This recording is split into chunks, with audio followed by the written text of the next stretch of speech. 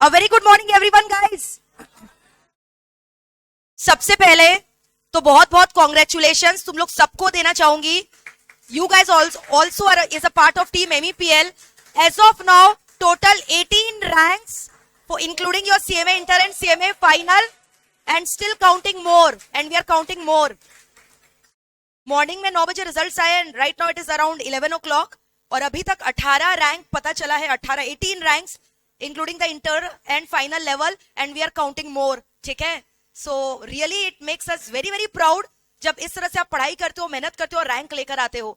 So really we guys are very lucky to have you guys in our life. समझ में आ रहा है? अब नेक्स्ट बारी तुम लोग का। यस और नो? सुन लो, इंटर का मैं बता रही हूं। Rank 15, rank 17, 21, 28, rank 31, rank 40, rank 44, rank 45। Final में rank 2, rank 6, rank 7, rank 8 is a tie. जो दोनों बच्चों का रैंक 8 है इसे रैंक 8, रैंक 8, 26, 46, 46, 49। मतलब सुबह से जो है ना, खाली यही देखे जा रहे हैं, जितनी बार फोन उठा रहे हैं एक नया पता चल रहा रैंक आया है। and I have receiving lot of messages from across the corners of India, just giving me a thank you feedback कि मैम थैंक यू, इतना अच्छा मार्क्स हम लोग का आया, मोटिवेट करने के लिए, गाइड करने के लिए। तो आपको पता है इसी को बोलते हैं रियल गिफ्ट। मतलब जितना खुशी और कोई चीज से नहीं होता, सच बता रहे हैं, उतना खुशी जब तुम लोग रिजल्ट्स में पास हो जाता है एग्जाम्स में, और जब शेयर करता है ना कि इतना रैंक आया, so that makes us really charged up, and that is my motivation at least, for which I am working day and night for you guys. ये और कुछ मुझे मोटिवेट नहीं करता, तुम लोग का हंसता हुआ चेहरा मेरे को मोटिवेट करता है। और फिर उसके बाद जब तुम लोग का रिजल्ट्स आता है, और रिजल्ट्स में जब तुम लोग रैंक लेकर आते हो, एग्जामिनेशन लेकर आते हो सब्जेक्ट्स में, that is the ultimate motivation for me. फिर इससे मेरे को और इंस्पिरेशन मिलता है कि और नेक्स्ट टर्म क्या और बेहतर किया जा सके, और क्या बेहतर डिलीवर किया जा सके, ताकि आप लोग और अच्छा रैंक लेकर आओ। समझ में आ रहा है? So I am very very much happy today. ठीक है, तुम लोग को पार्टी भी जरूर देंगे इसके लिए, इतना सारा रैंक्स आया है। ठीक है,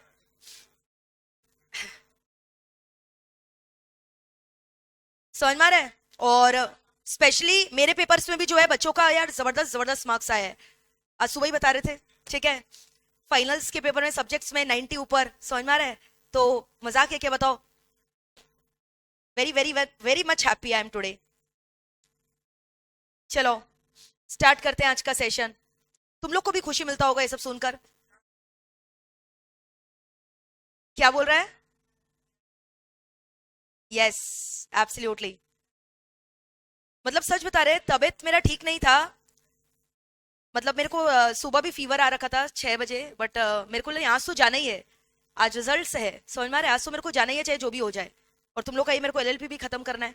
तो भाई सुबह जो है जैसे तैसे अपना जो है दवाई वगैरह खाए, ठीक हो गए। फिर अभी थोड़ा लग रहा है तो फिर ले लिए। तो देखो, ऐसा है ना, ह्यूमन बॉडी है, तो ये सब लगा रहेगा। कभी दुख, कभी सुख, कभी तबीयत खराब। तो ये सब चीज को हावी मत होने दिया करो अपने ऊपर। You are a fighter, you are a warrior. मतलब जितना तुम्हारा बॉडी ले सके, ऐसा नहीं है। जैसे कितनी बार होता है ना, थोड़ा भी सर्दी जुकाम हुआ हम लेट जाते हैं, पड़ जाते हैं। हमें एक एक्सक्यूज चाहिए पढ़ने का, मिल गया एक्सक्यूज। ऐसे नहीं करना है अपने। अगर पता है मन अच्छा ना तो सब कुछ अच्छा। समझ में आ रहा है? मन से स्ट्रांग रहना सीखो, तुम फिजिकली भी ठीक हो जाओगे।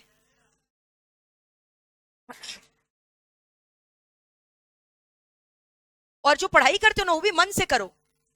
जबरदस्ती बोझा समझ के मत पढ़ो। मन से पढ़ोगे ना, तुम देखो, तुम्हारा जो चीज 2 घंटे में होना चाहिए वो 1 घंटे में हो जाएगा, ये मेरा गारंटी है। लेकिन तुमको दिल लगाना पड़ेगा पढ़ाई से। जबरदस्ती ऊपर ऊपर से मत पढ़ो, दिखाने के लिए मत पढ़ो। क्योंकि अल्टीमेटली ये 11 12 नहीं है, तुम समझो, ये तुम्हारा करियर का सवाल है। ये 2 साल तुम बस अपने करियर को दे लो। खाली ये 2 साल, पूरा जिंदगी जो है वो तुम्हारे कदमों के नीचे रहेगा आगे का। लेकिन अभी ये 2 साल तुम अपना बर्बाद कर दोगे, तो भाई तुम्हारा आगे का जो लाइफ है ना, वो कोई और ही चलाएगा। डिपेंडेंट बन जाओगे। क्या चाहते हो, जिंदगी भर किसी और को अलाउ करो क्या अपना गाड़ी चलाने के लिए, कि खुद अपना गाड़ी खुद चलाना चाहते हो? हाँ, तो अभी ये 2 साल तुम्हारा जिंदगी तुम्हारा नहीं है, ये तुम्हारा विद्यार्थी जीवन है। 2 साल तुम्हारे करियर का है।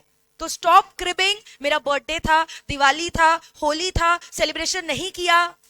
Stop cribbing.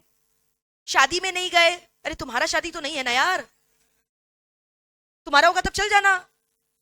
समझ में आ रहा है? तो अभी सिर्फ और सिर्फ पढ़ाई पे ध्यान दो। बाकी सब आएंगे जाएंगे, nothing is permanent in your life, सब बाद में मिलेगा। सक्सेस है तो सब कुछ है तुम्हारे पास, सक्सेस नहीं है तो कुछ नहीं है।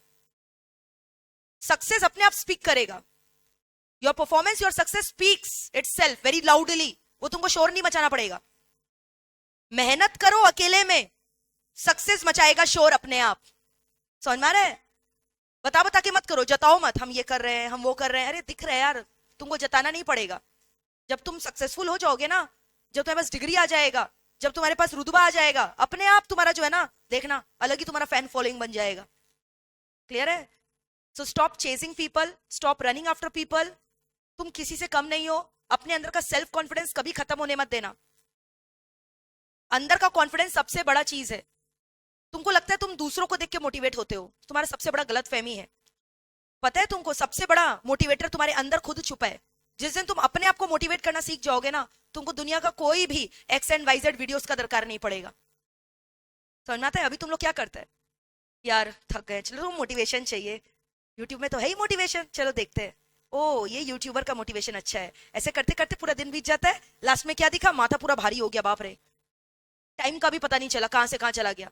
तो guys please stop doing that, stop doing that. समझ में आ रहा है?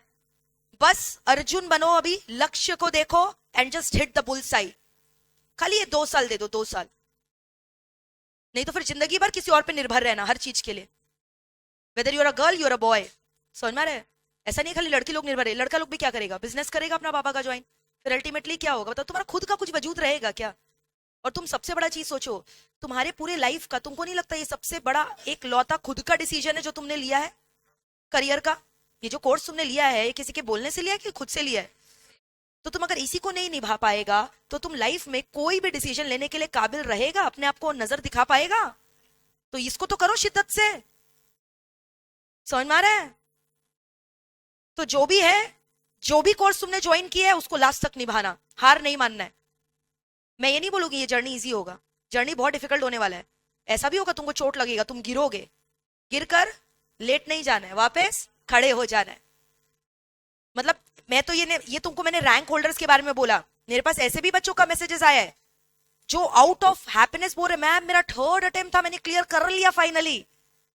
वो भी मुझे इतना ही बच्चा खुशी देता है जितना एक मुझे रैंक होल्डर बच्चा देता है। फिर एक बच्चे का भी मैसेज आया है कि मैम लास्ट अटेम्प्ट मेरा हुआ नहीं, मैं बहुत दुखी थी, बट आपने मुझे मोटिवेट किया, इंस्पायर किया, मैं बैठी हूँ एग्जाम में और मेरा आज क्लियर हो गया। समझ में आ रहा है? तो जो बच्चा गिर गया उसको वापस उठना पड़ेगा, this is not an and. Life में बहुत सारे चैलेंजेस आएंगे, ये तो कुछ भी नहीं है अभी, real life is more difficult.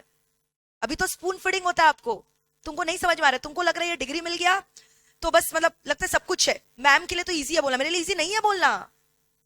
लगता होगा कभी कभी, लगता है क्या कि अरे इनका तो हो गया है, मस्त अपना आराम से बैठ जाती है चेयर में, लेक्चर वगैरह देती है। नहीं बाबा, every day is a battle for you, even after clearing your exams. तो ये जो प्रोफेशनल करियर है ना, तुमको बहुत स्ट्रांग बना देगा, लेकिन अगर तुम इसको नहीं निभाओगे ना, तुम रियल लाइफ में भी नहीं कर पाओगे। समझ में आ रहा है? कुछ भी तुमको बहुत स्ट्रांग बनना है। और ये कोर्स ऐसा है ना, ये करिकुलम ऐसा है, तुमको एकेडमिकली खाली स्ट्रांग नहीं बनाए, तुमको मेंटली जबरदस्त स्ट्रांग बना देगा। जो फाइनल का प्रेशर झेल लेगा ना, वो अलग ही बंदा बन के निकलता है। हम ऐसा नहीं तुमको डरा रहे, अरे बाप रे फाइनल में कितना प्रेशर होने वाला है, ऐसा डरा नहीं रहे, बस तुमको बता रहे हैं। एक मेंटल बैलेंस भी बहुत बड़ा चीज है ना, जो बहुत सारे लोग खो देते एग्जाम्स के दौरान because of the stress. Stress नहीं लेना है, इसके ऊपर हम लोग को जीत पाना है। We have to overcome our fear, we have to stand as a warrior, as a fighter. पर ऐसा कुछ भी नहीं है जो नामुमकिन है, तुम ठान लो, करके दिखाओगे। बस ठानना है अपने अंदर, और मोटिवेशन कभी बाहर से नहीं आएगा, तुम्हारे अंदर छुपा है तुम्हारे सबसे सबसे बड़ा मोटिवेटर, उसको बाहर निकलने दो, उसको मौका दो, और तुम किसी से कम नहीं हो। ये बात हमेशा याद रखना मेरा। बहुत सारे बच्चे अपने आप को अंडर एस्टिमेट करते हैं, हमारा क्या ही होगा रे, 12th में 60% आए लटक लटक के, मजाक लगता है, मैम बोलती है रैंक आएगा। ये सब थॉट्स निकालो, 11-12 का कोई कंपैरिजन ही नहीं है जो तुम अभी कर रहे हो, पहला बात जो चीज कर रहे हो उससे। अभी ये प्रोफेशनल करियर को क्लियर करने के लिए ना, तुमको 3 चीज चाहिए। कंसिस्टेंसी, ऐसा नहीं 1 महीना जोश में पड़ा, बाकी महीना ठंडे पड़ गए। You have to be consistent in your performance. तुम जिस दिन यहाँ पे आए थे और अभी जैसे हो, डेली होमवर्क करते थे, डेली क्लासेस करते थे, वैसे ही कंसिस्टेंटली पढ़ाई करो। दूसरा हार्ड वर्क, बहुत मेहनत करना पड़ेगा। ये तुमको लगता है डिफिकल्ट है, तभी तो इतना मेहनत लग रहा है ना, जो इजी होता फिर तो 100% रिजल्ट ही हो जाता, सभी कर लेते। तो हार्ड वर्क तो करना ही पड़ेगा। समझ में आ रहा है? सोना कब खिलता है और निखरता है? जब उसको जलाया जाता है, तपाया जाता है। तो तुम भी सोने हो, तुम कब निखरोगे और खिलोगे? जब तुमको जलाया जाएगा, तपाया जाएगा। खड़ा तपस्या है, करो तपस्या, तपस्या है ये तुम्हारा, करो इसको। So hard work, consistency and discipline. समझ में आ रहा है? डिसिप्लिन मतलब क्या? तुमको मैनेज करना है अपना पूरा दिन। जैसे हम लोग ना बहुत जन टाइम मैनेजमेंट में बहुत पुअर होते हैं। 24 आवर्स में हमको लग रहा है हम पढ़ाई कर रहे हैं, बट पता नहीं यार क्या पढ़ रहे हैं, क्योंकि तुमको टाइम मैनेजमेंट नहीं आता। तो रूटीन बनाना बहुत जरूरी है। तुम इस घंटे में इतना ये काम करोगे, 2 घंटे में तुम ये वाला सब्जेक्ट पढ़ोगे, नेक्स्ट आवर में तुम ये सब्जेक्ट पढ़ोगे, ये मेरा डेडलाइन है। बिना रूटीन के तुम कहां जा रहे हो तुमको भी नहीं समझ आएगा। At the end of the तुमको लगेगा यार पूरा दिन पढ़े लेकिन फिर भी लग रहा है कुछ नहीं हुआ हम लोग का। खुद को तुमको नहीं समझ में आएगा तुम क्या पढ़ रहे हैं। तो रूटीन बनाकर पढ़ो। और मैं तो हर समय स्ट्रैटेजी शेयर करती हूँ, 3 महीने का, लास्ट 2 महीने का, लास्ट 1 महीने का। तुमसे खुद रूटीन नहीं बन रहा तो मेरा रूटीन फॉलो करो, बट बिना रूटीन के अंधाधुंध मत पढ़ो। चलो आज एक काम करते हैं, एक तो लॉ का सब्जेक्ट उठा लेते हैं, लॉ का एक चैप्टर पढ़ लिए, चलो बोर हो गए लॉ से। कल एक काम करते हैं हम लोग, अकाउंट्स उठा लेते हैं, फिर एक चैप्टर अकाउंट्स, अभी बोरिंग लग रहा है यार, चलो कोई और सब्जेक्ट उठा लेते हैं। तो ऐसे नहीं चलेगा, रूटीन बनाओ। समझ में आ रहा है? और always this is a fundamental, एक प्रैक्टिकल एक theory for revision. Start with at least 2 subjects in a single day, और एटलीस्ट 3, 2 या 3 सब्जेक्ट उठाओ। और वो सब्जेक्ट तब तक करो जब तक तुम्हारा 70-80% रिविजन ना हो जाए। ऐसा नहीं एक चैप्टर इसका, फिर कल दूसरा, फिर परसों तीसरा।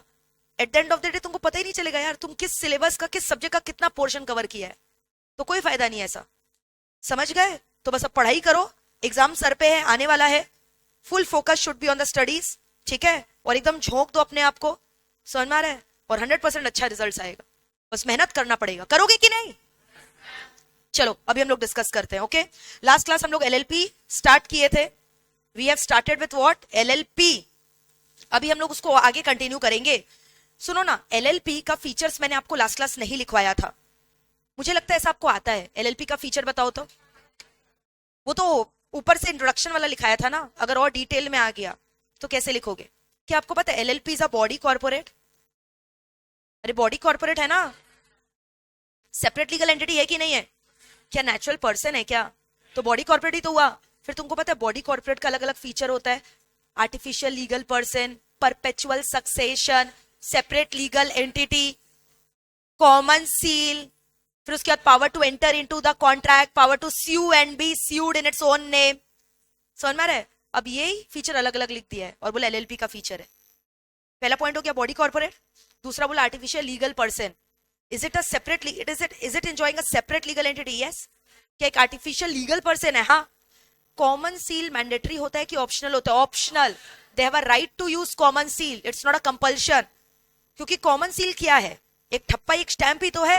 वो आर्टिफिशियल पर्सन है, खुद तो साइन कर नहीं सकता, तो अपना एक स्टैंप बना लिया। जैसे कंपनी में तुमने पढ़ा था power to use common seal, तो कॉमन सील यूज कर भी सकते हो और नहीं भी, ठीक है? फिर इसके बाद क्या बोला बताओ? Perpetual succession. पार्टनर आएंगे जाएंगे, क्या इसका कंटिन्यूटी इफेक्ट होगा क्या? अनलाइक द पार्टनरशिप फर्म, अगर तुमने ट्रेडिशनल पार्टनरशिप फर्म पढ़ा होगा, अगर डीड में कुछ भी नहीं लिखा है, एक भी पार्टनर अगर मर जाता है, समझ में आ रहा है, तो in that case partnership firm has to get dissolve. But ये एलएलपी का बात हो रहे हैं, जैसे कंपनी में they are enjoying perpetual succession, yes और नो? मेंबर आएंगे जाएंगे, कंपनी कभी भी इफेक्ट होता है क्या? Is the company's continuation getting affected by the death, exit, lunacy of any of the shareholder of the company? No. Same with LLP. तो LLP का existence क्या effect होगा with the exit, death, lunacy of any of the partners of the LLP? No. So it is enjoying what? Perpetuity. Perpetuity मतलब क्या? Continuous succession. Continuity enjoy कर रहा है कि नहीं कर रहा है? कर रहा है। तो common seal बोला, perpetuity बोला, आर्टिफिशियल लीगल पर्सन बोला, सेपरेट लीगल एंटिटी बोला, बॉडी कॉर्पोरेट बोला। एलएलपी एग्रीमेंट होता है कि नहीं होता है बताओ? एलएलपी एग्रीमेंट होता है ना, एग्रीमेंट में क्या लिखा रहता है? Mutual rights and duties of the partner. और लेकिन अगर एलएलपी एग्रीमेंट नहीं है तो क्या बोला था, क्या अप्लाई हो जाता है? हट, कंपनीज एक्ट शेड्यूल 1। अरे फर्स्ट शेड्यूल में नहीं लिखा था क्या? देखो फर्स्ट शेड्यूल खोल के 4 शेड्यूल बोला था। LLP was divided into how many schedule? 4। बोलो first schedule deals with what? Mutual rights and duties of the partners, है ना? और वो कब अप्लाई होता है? देखो वहां लिखा है भी in absence of the LLP agreement. और शेड्यूल 2 में क्या बोला था? Conversion of partnership firm into LLP. Schedule 3 में क्या बोला था? Conversion of private company into LLP. क्या लिस्टेड पब्लिक कंपनी कन्वर्ट हो सकता है एलएलपी में? तो शेड्यूल 4 में क्या बोला था? Conversion of unlisted public company into LLP. याद आ रहा है ये सब? ठीक है, तो हम लोग अभी क्या पढ़े थे बताओ? एलएलपी का फीचर्स। फॉरेन एलएलपी हो सकता है क्या? हाँ, मैंने बोला था ना, जैसे फॉरेन कंपनी क्या होता था? ऐसा कंपनी जो इनकॉर्पोरेट आउटसाइड इंडिया है बट इसका प्लेस ऑफ बिजनेस होना चाहिए इंडिया में। So same for foreign LLP, same for foreign LLP, incorporated outside India but उसका इंडिया में कुछ प्लेस ऑफ बिजनेस होना चाहिए। तो हम लोग पढ़ क्या रहे मैम? बाय द वे क्या पढ़े बताओ? Characteristics of LLP. पहला कैरेक्टरिस्टिक्स क्या बोला? Body corporate. दूसरा क्या बोला? Perpetual succession. तीसरा क्या बोला? Separate legal entity. या म्यूचुअल एजेंसी नहीं है। पार्टनरशिप तुम पढ़े हो बचपन में, traditional partnership. What does the word mutual agency means? Mutual agency शब्द का मतलब क्या होता था बताओ? अगर 3 पार्टनर है, ये पार्टनर कुछ कर्म कांड कर दिया तो क्या बाकी 2 पार्टनर भी बाइंडिंग हो जाते थे क्या? Act of one partner binds all the partner in the partnership firm. याद है म्यूचुअल एजेंसी मतलब? हम कुछ उल्टा पुल्टा काम किए तो क्या बाकी पार्टनर को भी बाइंड कर देगा क्या? हाँ, वही तो म्यूचुअल एजेंसी होता था। लेकिन एलएलपी में ऐसा नहीं है। एलएलपी में जितने भी पार्टनर है ना, they are only the agents of the LLP firm, they are not the agent of each other. Unlike partnership firm, traditional partnership में they were the agent of the firm as well as for each other, but LLP में they are only the agent for firm, company नहीं, LLP limited liability partnership, and not for each other. एक दूसरे के लिए liable रहेंगे क्या? किसके लिए लायबल रहेंगे? एलएलपी के बिजनेस के लिए।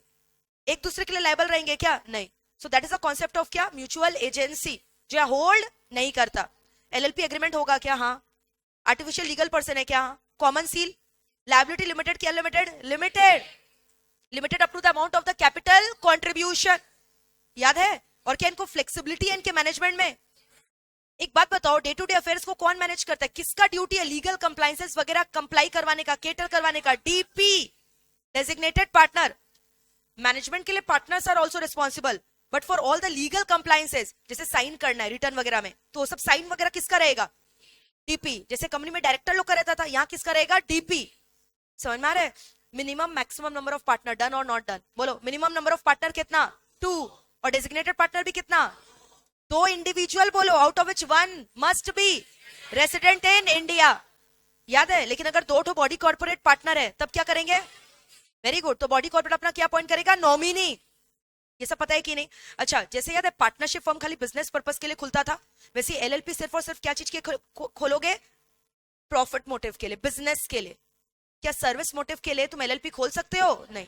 चैरिटी के लिए खोल सकते हो, कंपनी खोल सकते हो, सेक्शन 8 कंपनी, लेकिन यहाँ पे एलएलपी खोल सकते हो सर्विस मोटिव के लिए, बिजनेस के लिए खोलोगे। और क्या चीज के लिए? प्रॉफिट कमाने के लिए। तो देखो, बिजनेस फॉर प्रॉफिट ओनली। ठीक है? अगर कुछ लगा ऐसा तो इन्वेस्टिगेशन वगैरह हो सकता है कि एलएलपी में, हाँ, जैसे कंपनी में होता था। कॉम्प्रोमाइज एंड अरेंजमेंट भी हो सकता है, और conversion into LLP. Schedule 2, schedule 3, schedule 4 में प्रोविजन है ना कन्वर्जन इनटू एलएलपी का, यस और नो? अच्छा, जितना भी यहाँ पे एलएलपी का जो डॉक्यूमेंट्स है, फॉर्म वगैरह है, उसका क्या इलेक्ट्रॉनिक फाइलिंग होगा कि फिजिकल फाइलिंग? ई फाइलिंग। जैसे कंपनी में होता था, कंपनी में किसको फाइल करते थे? रजिस्ट्रार को। यहाँ भी किसको फाइल करोगे? रजिस्ट्रार, क्योंकि इसका एडमिनिस्ट्रेटिंग अथॉरिटी कौन है? एमसीए। दिखाया था ना मैंने लास्ट क्लास। तो यहाँ भी किसको फाइल करोगे? Electronic filing of the form will be done to the registrar. और आपको याद है, अगर आपने मेरे संग पढ़ा है कंपनीज एक्ट, तो वहां पे मैंने आपको एक चीज और बताया था कि आजकल जो आरओसी का रजिस्ट्रेशन का प्रोसेस है ना, वो रजिस्ट्रेशन फॉर्म ऑनलाइन कौन देखता है? सीआरसी। याद आ रहा है? CRC, central registration centre. तो वैसे यहाँ पे भी कौन देखता है? CRC, central registration centre. तो यानी मैम यहाँ पे ई फाइलिंग ऑफ डॉक्यूमेंट अलाउड है क्या? हाँ। किसको फाइल करोगे? रजिस्ट्रार। किसका रजिस्ट्रार? रजिस्ट्रार हर स्टेट का क्या होता है? अलग अलग। जहां पे तुम्हारे एलएलपी का रजिस्टर्ड ऑफिस सिचुएटेड है, उस स्टेट का रजिस्ट्रार को तुम क्या कर रहे हो? फाइलिंग कर रहे हो। क्या चीज का? डॉक्यूमेंट का। और फॉरेन एलएलपी बोला कि नहीं बोला? बताओ। क्लियर। एडवांटेजेस लिखवाया था लास्ट क्लास ना, ये वाला लिख लो जल्दी से। अब मान लो एग्जाम में आया कैरेक्टरिस्टिक्स ऑफ एलएलपी, तुम खाली हेडिंग लिख कर आओगे? ऐसे लिख कर आओगे? बस ड्राइंग बना दो कैसे चार्ट के अंदर का एक एक लाइन खुद से लिख लोगे? Write down. Characteristics of LLP लिखो जल्दी।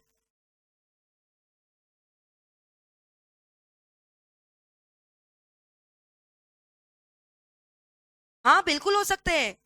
श्रुति इज आस्किंग, मैम दोनों डीपी इंडियन रेसिडेंट हो सकते हैं क्या? हाँ, एटलीस्ट 1 रेसिडेंट इन इंडिया बोला, वो तो हो ही सकता है। अच्छा, एक और क्वेश्चन पूछे, क्या सोल कॉर्पोरेशन पार्टनर बन सकता है एलएलपी में? कोऑपरेटिव सोसाइटी बन सकता है? थैंक यू सो मच, नहीं बन सकता। क्या एनआरआई बन सकता है? फॉरेन नेशनल, याद है ये सब? पीओआई, पीओआई का full form person of Indian origin. और पीओआई किसको बोलते हैं? ओसीआईस को। ओसीआईस को तो बोलते थे पीओआई। ओसीआई का full form overseas citizens of India. बोला ना, गवर्नमेंट ओसीआई कार्ड दे देता है, उनका प्रॉपर्टी वगैरह है इंडिया में, उन लोग को बेचना है तो ओसीआई कार्ड हेल्प करता है।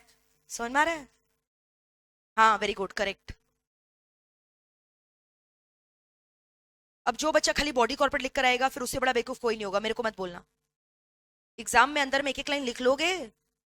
और तुम एलएलपी में पूरा बॉडी कॉर्पोरेट का डेफिनेशन किया है कि नहीं? मेरे संग बोलो तो। Body corporate has been defined under section section 2 subsection 1 clause D. Body D D, याद आ रहा है? और एड्रेस कहां पे था? ए। Very good. और पूछे एक दो ठो। स्मॉल एलएलपी टा, टी ए, खाली टा बोलोगे।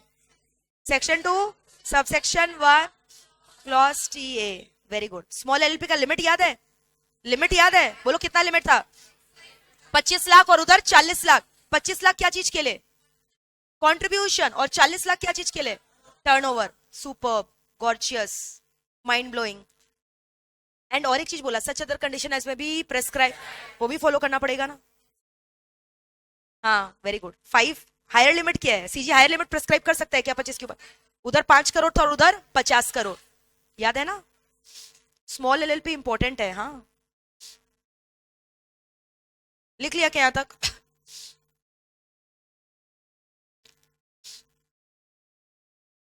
हो गया पहला 4 पॉइंट। तुम लोग का फर्स्ट क्लास किया हुआ एलएलपी का? कर लिया फर्स्ट क्लास एलएलपी का कल जो कराए थे? ठीक, okay. Is it done till here? Next लिखो। अच्छा, एक चीज देखो, मैनेजमेंट ऑफ बिजनेस में मैंने क्या लिखा है? पार्टनर मैनेजमेंट संभाल सकता है, लेकिन कंप्लायंसेस के लिए कौन लायबल है? डीपी। डीपी का फुल फॉर्म? Thank you.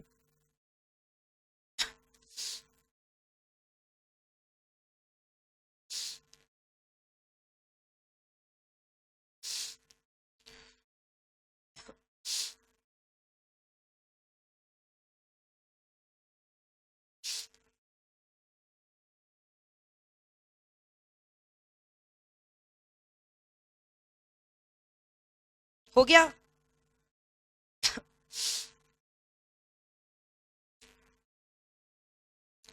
हम लास्ट क्लास लाइबिलिटीज तक लिखवा दिए थे ना, आई थिंक डीपी का सेक्शन 8 तक हो गया था, 9 नहीं करवाए थे। लिख लिया क्या यहां तक? Common seal limited liability, common seal mandatory की optional? Optional, very good. Compliances के लिए कौन लायबल है? पार्टनर की डीपी। एग्जाम में डीपी डीपी लिख कर आओगे। एक बार पूरा लिख दो, फिर तुम उसको डीपी डीपी लिख सकते हो, बट एक बार तुमको फुल लिखना होगा, designated partner. Is it done? फिर लिखो ये। मैंने यहाँ पे अननेसेसरीली दोबारा लिखा है, मिनिमम 2 पार्टनर चाहिए, डीपी 2 चाहिए, तो तुम ऑलरेडी लिख चुके हो ना। यस और नो? मैक्सिमम नंबर कितना चाहिए? अनलिमिटेड, जितना चाहे बुला लो।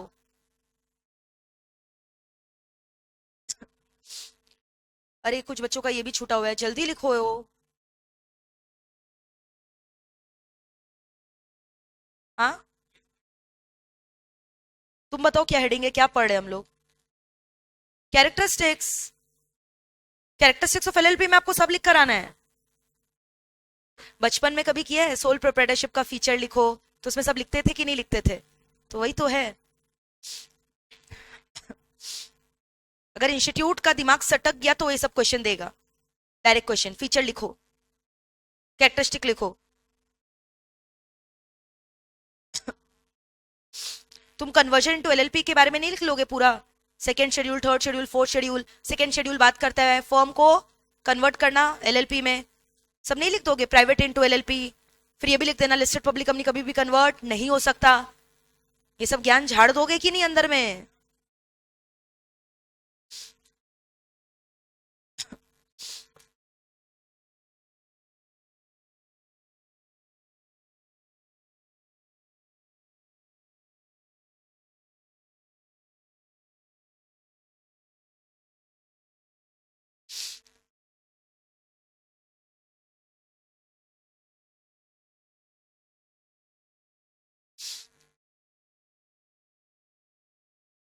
हो गया क्या? नंबर ऑफ पार्टनर्स भी लिख लिया, ई फाइलिंग ऑफ डॉक्यूमेंट और फॉरेन एलएलपी। एडवांटेजेस दोबारा मत लिखने लग जाना, हाँ, because you have written it already. क्या वो बोलो, इज इट डन? तुम फर्स्ट बेंच में बैठा करो प्लीज।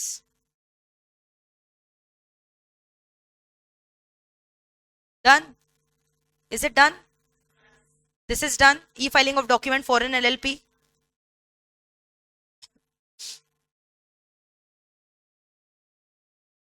एलएलपी बहुत इजी है।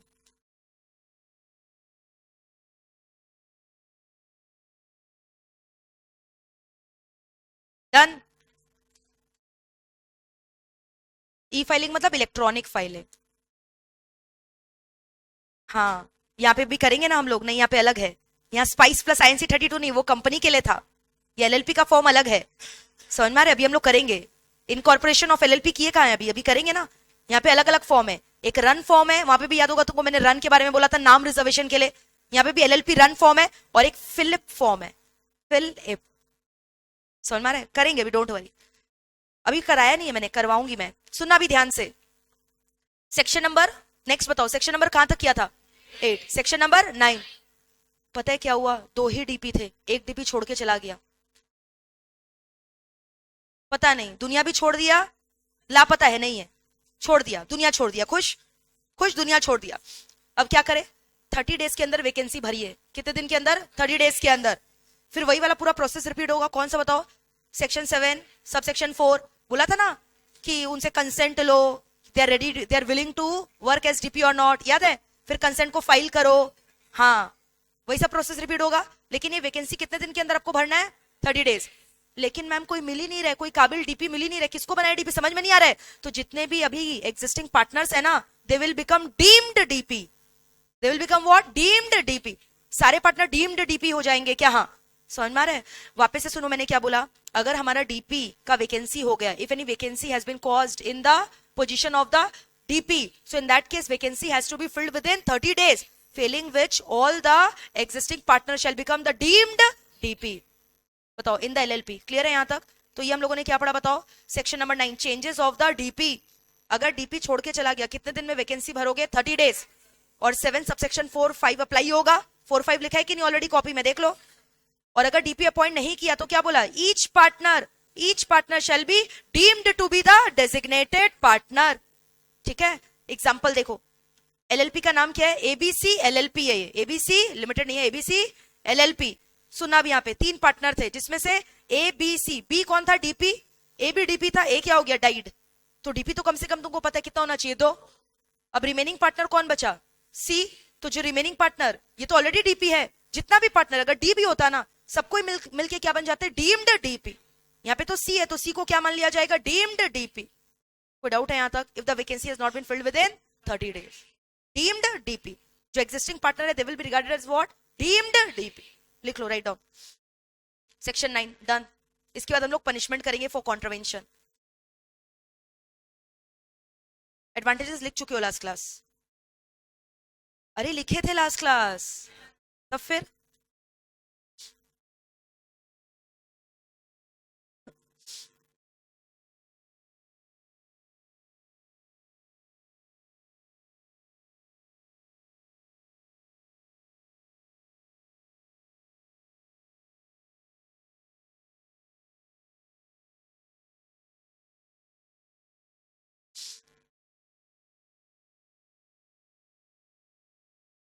हो गया क्या?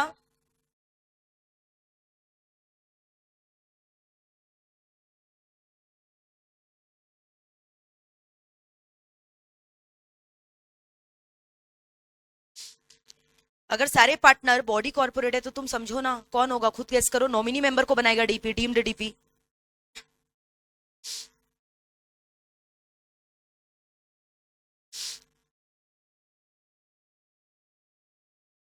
और ये क्या लिखा है? ABC LLP. तुमको पता है ना, अगर कोई भी लिमिटेड लायबिलिटी पार्टनरशिप फर्म, अभी आगे पढ़ाएंगे, उन लोग को अपना नाम के आगे क्या लिखना पड़ेगा? या तो एलएलपी वर्ड, या तो पूरा लिमिटेड लायबिलिटी पार्टनरशिप। कभी देखा है एलएलपी कहीं लिखा हुआ? तो देखोगे उन लोग अपने नाम के आगे क्या लिखेगा? They have to use the word LLP या तो पूरा लिखो क्या, लिमिटेड लायबिलिटी पार्टनरशिप।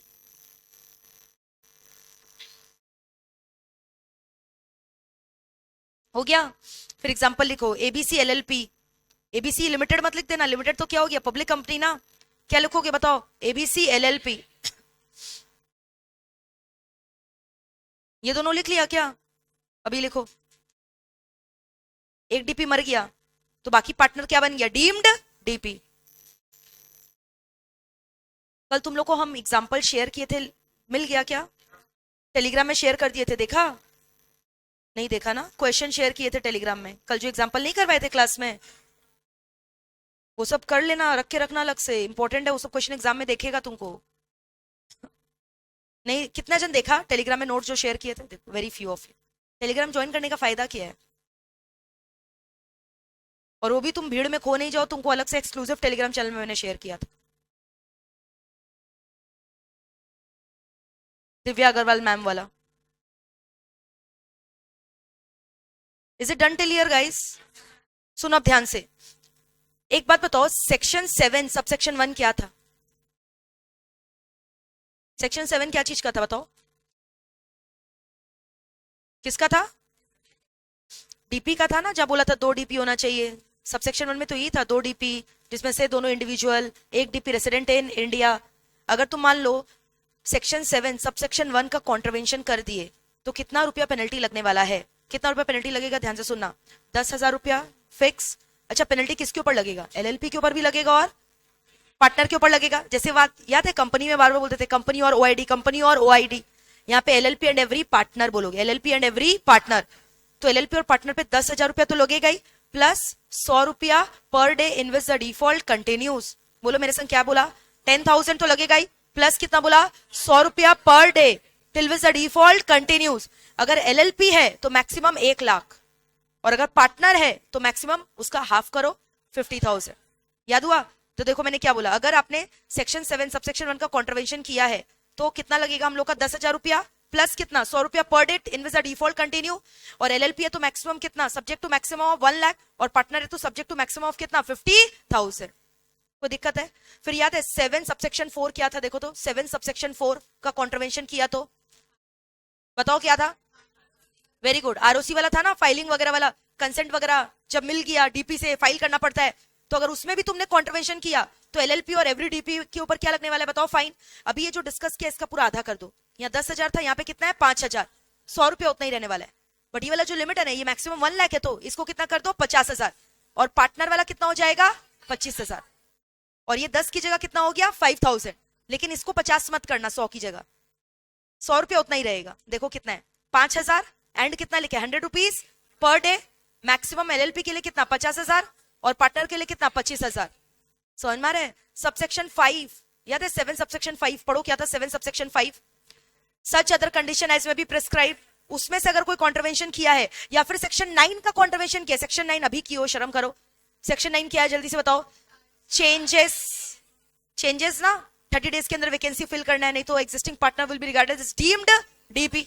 तो अगर उसमें कॉन्ट्रवेंशन हुआ है, so in that case penalty कितना लगेगा, 10,000 रुपया तो लगेगा ही, और कितना, 100 रुपया पर डे। और वही एलएलपी के लिए मैक्सिमम 1 लाख, और पार्टनर के लिए 50,000।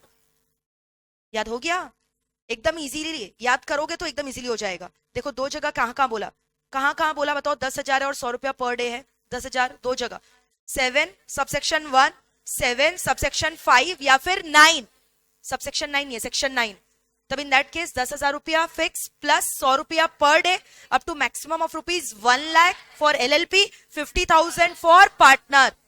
क्लियर है? लेकिन अगर वो आरओसी वगैरह को जो इंटीमेशन फाइल करना था ना, उसमें कॉन्ट्रवीन किया तो इसको पूरा हाफ कर दो, 10,000 बन जाएगा 5,000, लेकिन 100 रुपया 100 रुपया ही रहेगा। और उधर 50,000 25, और उधर 1 लाख 50। 50,000 किसके लिए, एलएलपी, 25,000 किसके लिए, पार्टनर। हो गया याद? लिख लो इसको। तो ये चार्ट से बहुत इजीली तुमको याद हो जाएगा। लिखो, punishment for contravention of section 7 and section 9, copy this. punishment for contravention of section 7 and section 9।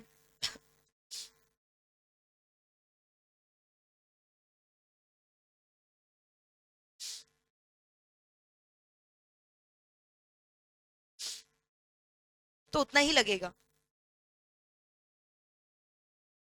और ये कौन सा सेक्शन है? Section number 10। Write down.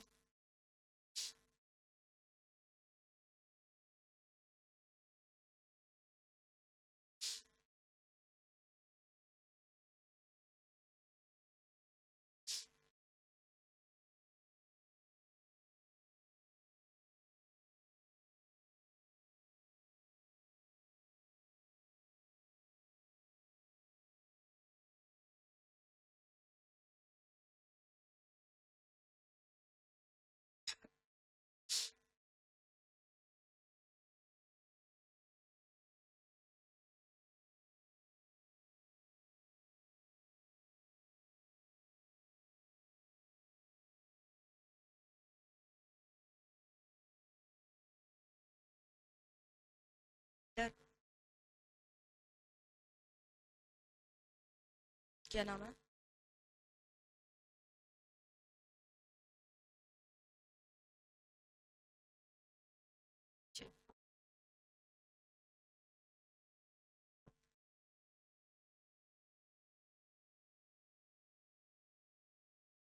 नाम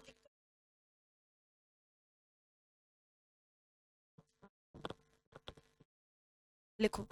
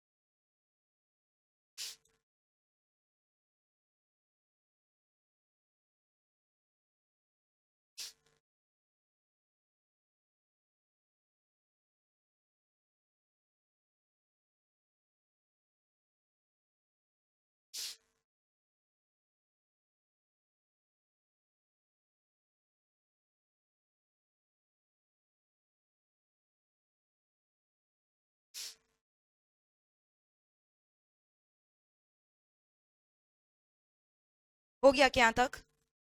वेरी गुड। हाँ 1 लाख है, सेम ही है ना, बोला ना ये 1,50,000 वही है, 1 लाख और 50,000। दिक्कत हो रहा है? देखो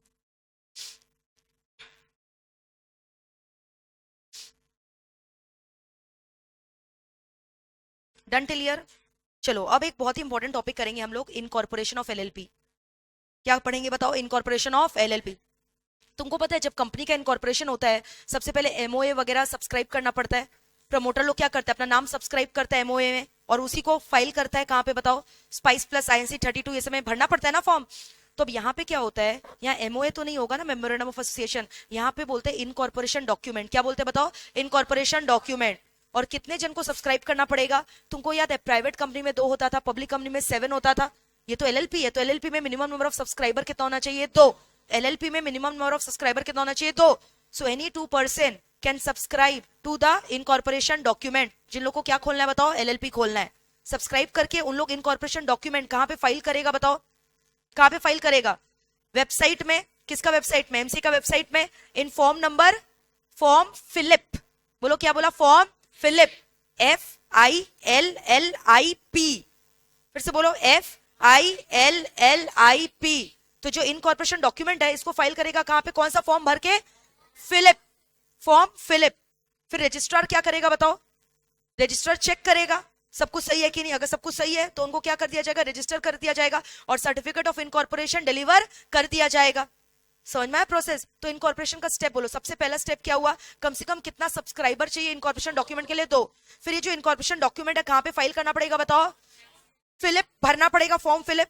अच्छा एक चीज इसमें और बोला, एक डिक्लेरेशन फॉर्म देना पड़ेगा। क्या देना पड़ेगा? Declaration form. स्टेटमेंट बोलो या डिक्लेरेशन फॉर्म। किससे डिक्लेरेशन लेकर दोगे कि सब कुछ सही है? या तो सीए से, या तो सीएस से, या तो सीएमए से, हमारी बरादरी के लोगों से। या तो सीए से, या तो सीएस से, या तो सीएमए, या एडवोकेट से। उससे भी चलेगा डिक्लेरेशन। डिक्लेरेशन सबसे लेना है कि किसी में से भी लोगे चलेगा? किससे किससे डिक्लेरेशन लेना है? आइदर फ्रॉम एन एडवोकेट, या फिर सीए, या तो सीएस, या फिर सीएमए। ये डिक्लेरेशन भी फाइल करना पड़ेगा क्या? हाँ। और एक जन से डिक्लेरेशन लेना होगा। इनमें से तो एक हो गया, एंड किससे लोगे डिक्लेरेशन? वो जो सब्सक्राइबर थे ना, उसमें से कोई भी एक पर्सन जो सब्सक्राइब किया ना, किसको सब्सक्राइब किया? इनकॉर्पोरेशन डॉक्यूमेंट, उसमें से कोई भी एक पर्सन का हम लोग को क्या देना है? सबमिट स्टेटमेंट सबमिट करना है। कहां पे? ऑनलाइन। तो वापस से बोलो, क्या बोला? इनकॉर्पोरेशन का सेक्शन नंबर बताओ क्या है? 11, इनकॉर्पोरेशन डॉक्यूमेंट। तो इनकॉर्पोरेशन डॉक्यूमेंट में कितना जन सब्सक्राइब करेगा? 2 या 2 से ज्यादा। मिनिमम कितना बोला? 2। So there must be 2 or more person subscribing their names on an incorporation document for carrying out the lawful business for profit. फिर क्या बोला? Incorporation document to be filed क्या? इलेक्ट्रॉनिकली।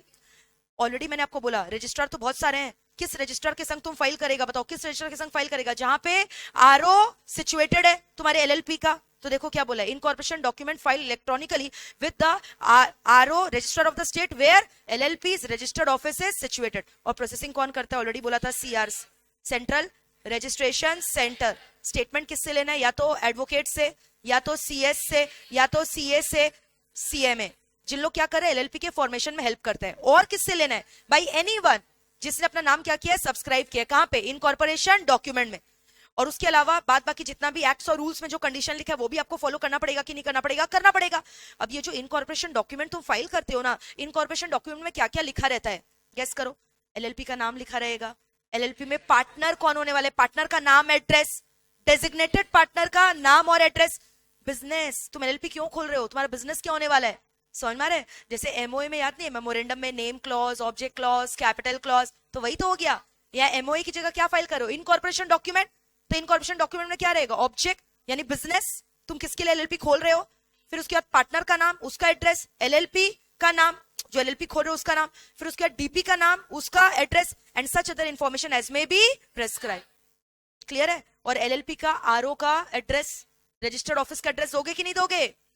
तुमको याद है एमओए का जो भी क्लॉजेस था वही तो हो गया ये।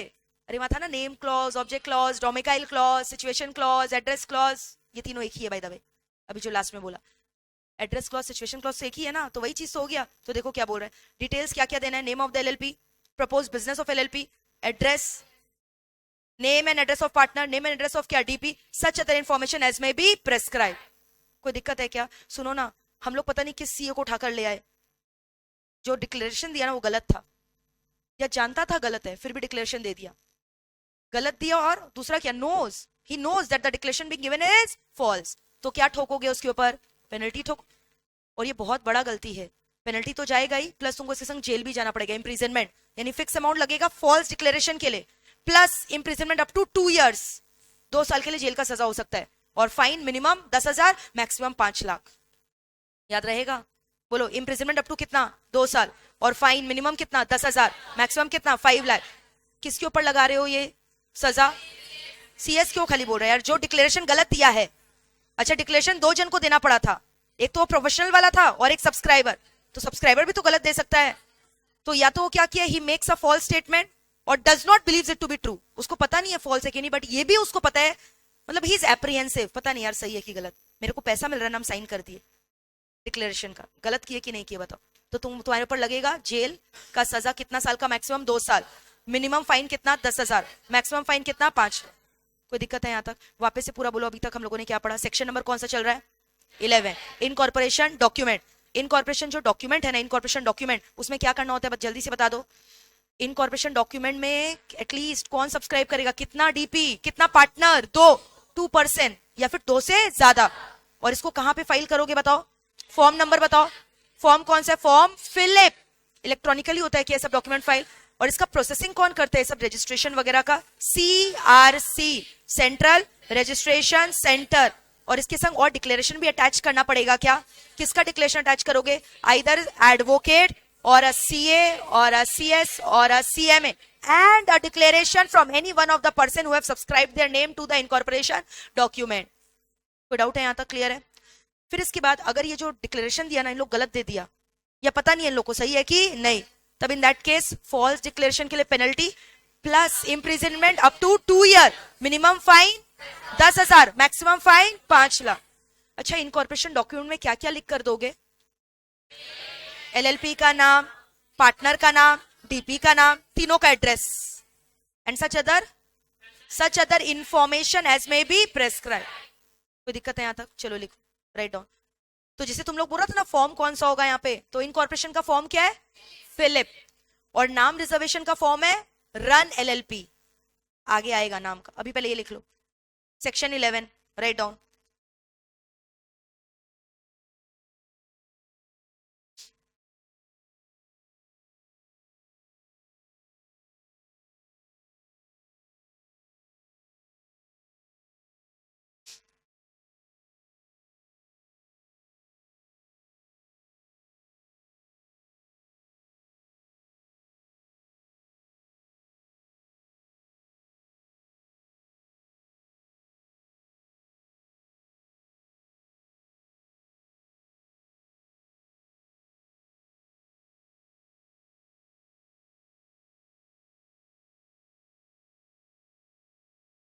अरे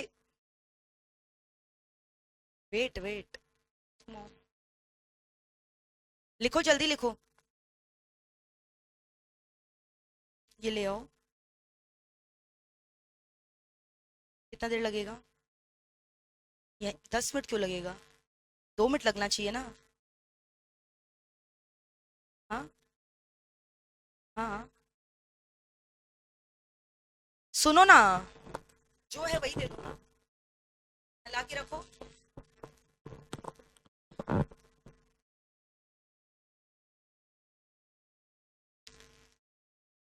कुछ बच्चे पास हुए हैं, मिलना चाहते हैं, समझ में आ रहा है, तो उनको भी बुलाएंगे, आपसे भी मिलवाएंगे, उनका इंटरव्यू भी लेंगे, so that you get an insight how it feels, and how it feels before exam, how it feels after results, दोनों फीलिंग देखोगे। 2 मिनट का समय दो, बुलाएंगे। पहले लिख लो ये,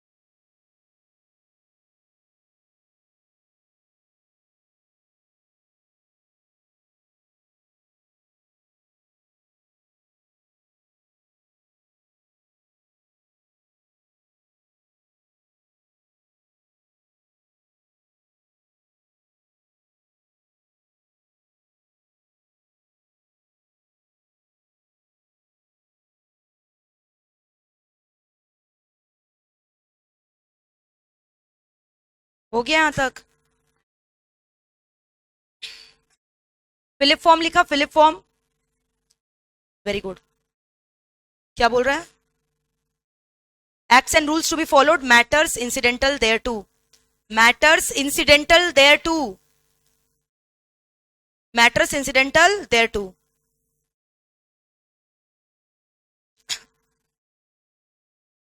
लिख लियो क्या, तब तो फिर बुलाएं। हाँ, यहां तक लिखो फिर बुलाएंगे।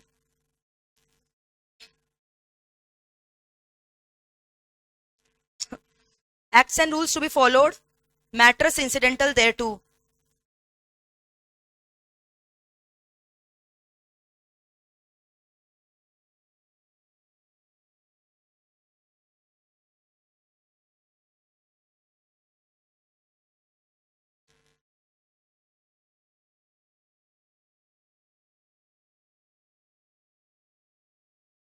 हो गया क्या, is it done till here.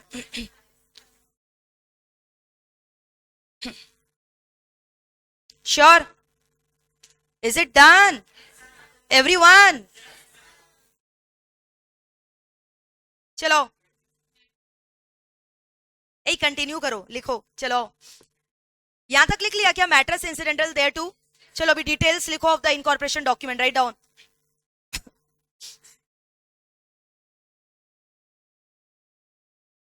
हम सच बता रहे, मेरा तबीयत इतना खराब था ना, अभी इतना अच्छा लग रहा है मेरे को, हम क्या बोले। लिखो। हाँ बिल्कुल होगा पार्टी, अभी लिखो।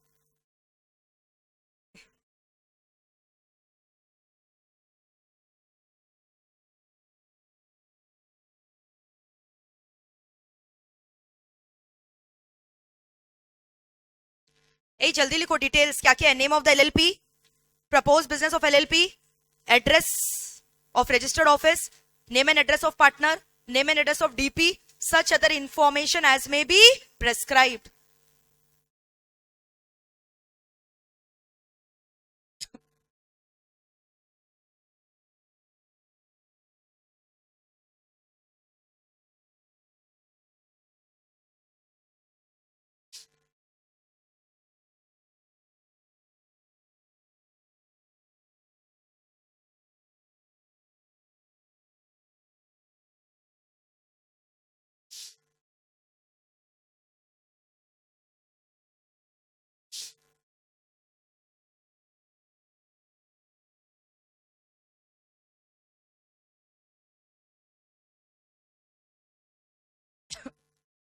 डिटेल्स हो गया?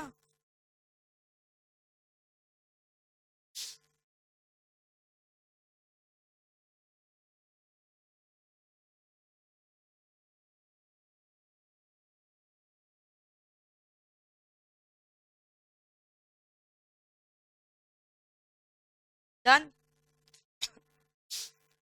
ये वाला लिख लो। फॉल्स स्टेटमेंट हो गया, तब किया ना 2 साल का जेल, और फाइन कितना? Minimum 10,000, maximum 5 lakhs।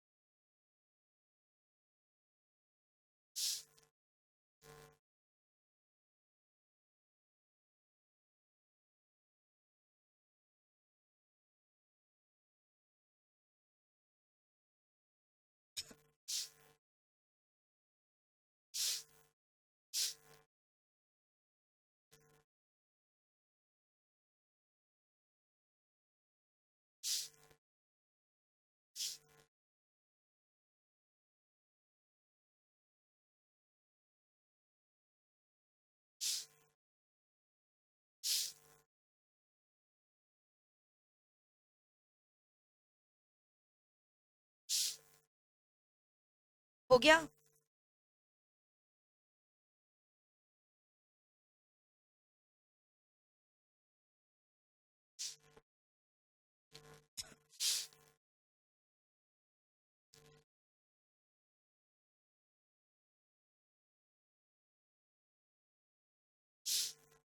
सुनो, अब तुम लोग क्या किया? तुम लोग अप्लाई कर दिया रजिस्ट्रेशन के लिए। कहां पे अप्लाई किया बताओ, बोलो जल्दी। रजिस्ट्रार को अप्लाई कर दिया, सीआरसी प्रोसेसिंग कर रहा है, अब सब कुछ सही रहा तो बोल रहा है रजिस्टर कर देगा विद इन 14 डेज। कितने दिन के अंदर बताओ? With in 14 days. और आपको क्या मिल जाएगा बताओ? Certificate of registration. क्या मिल जाएगा? Certificate of registration. और उसके बाद क्या बोला मैंने? कितने दिन के अंदर आपको रजिस्टर कर दिया जाएगा? 14 डेज के अंदर, ठीक है। और आपके इनकॉर्पोरेशन डॉक्यूमेंट को रजिस्टर कर दिया जाएगा, और रजिस्ट्रार आपको क्या इशू कर देगा? Certificate of registration in the name of the LLP. और जो ये सर्टिफिकेट आएगा ना, उसमें किसका साइन रहेगा? गेस करो। रजिस्ट्रार का, जो तुमको किया है। समझ में आ रहा है? जो तुम्हारे एलएलपी को क्या कर दिया? रजिस्टर। और रजिस्टर का क्या रहेगा? Official seal. समझ में आया? तो वापस से बोलो, अगर ये सब कुछ सही रहा, कितने दिन के अंदर तुम्हारा रजिस्ट्रेशन हो जाएगा? 14। आपको क्या मिल जाएगा? Certificate of registration. कौन इशू करेगा? रजिस्ट्रार। सर्टिफिकेट ऑफ रजिस्ट्रेशन में क्या रहेगा? रजिस्ट्रार का सिग्नेचर। समझ में आ रहा है? कोई दिक्कत है? और ऑफिशियल सील। और ये जो सर्टिफिकेट है, that is a conclusive evidence that LLP has come into existence. समझ में आ रहा है? So write down section number 12 incorporation by registration. Registration हो गया कंप्लीट, तो यानी एलएलपी हैज बीन क्या? Incorporated. If the registration process gets complete, incorporation has been done. किसका इनकॉर्पोरेशन हुआ है? एलएलपी. और जो सर्टिफिकेट है that is a conclusive evidence that LLP has come into existence.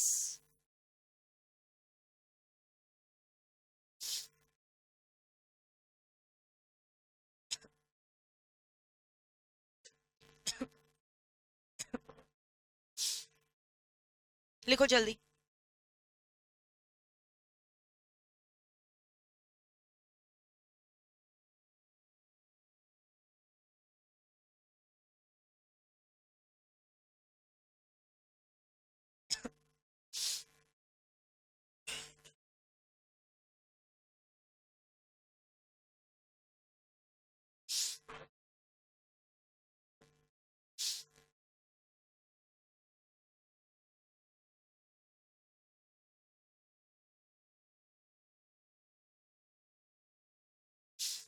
Register within 14 days. Register incorporation document. Give certificate of registration in the name of LLP. Certificate shall be signed by the registrar and authenticated by his official seal. Certificate to act as a conclusive evidence of LLP's existence.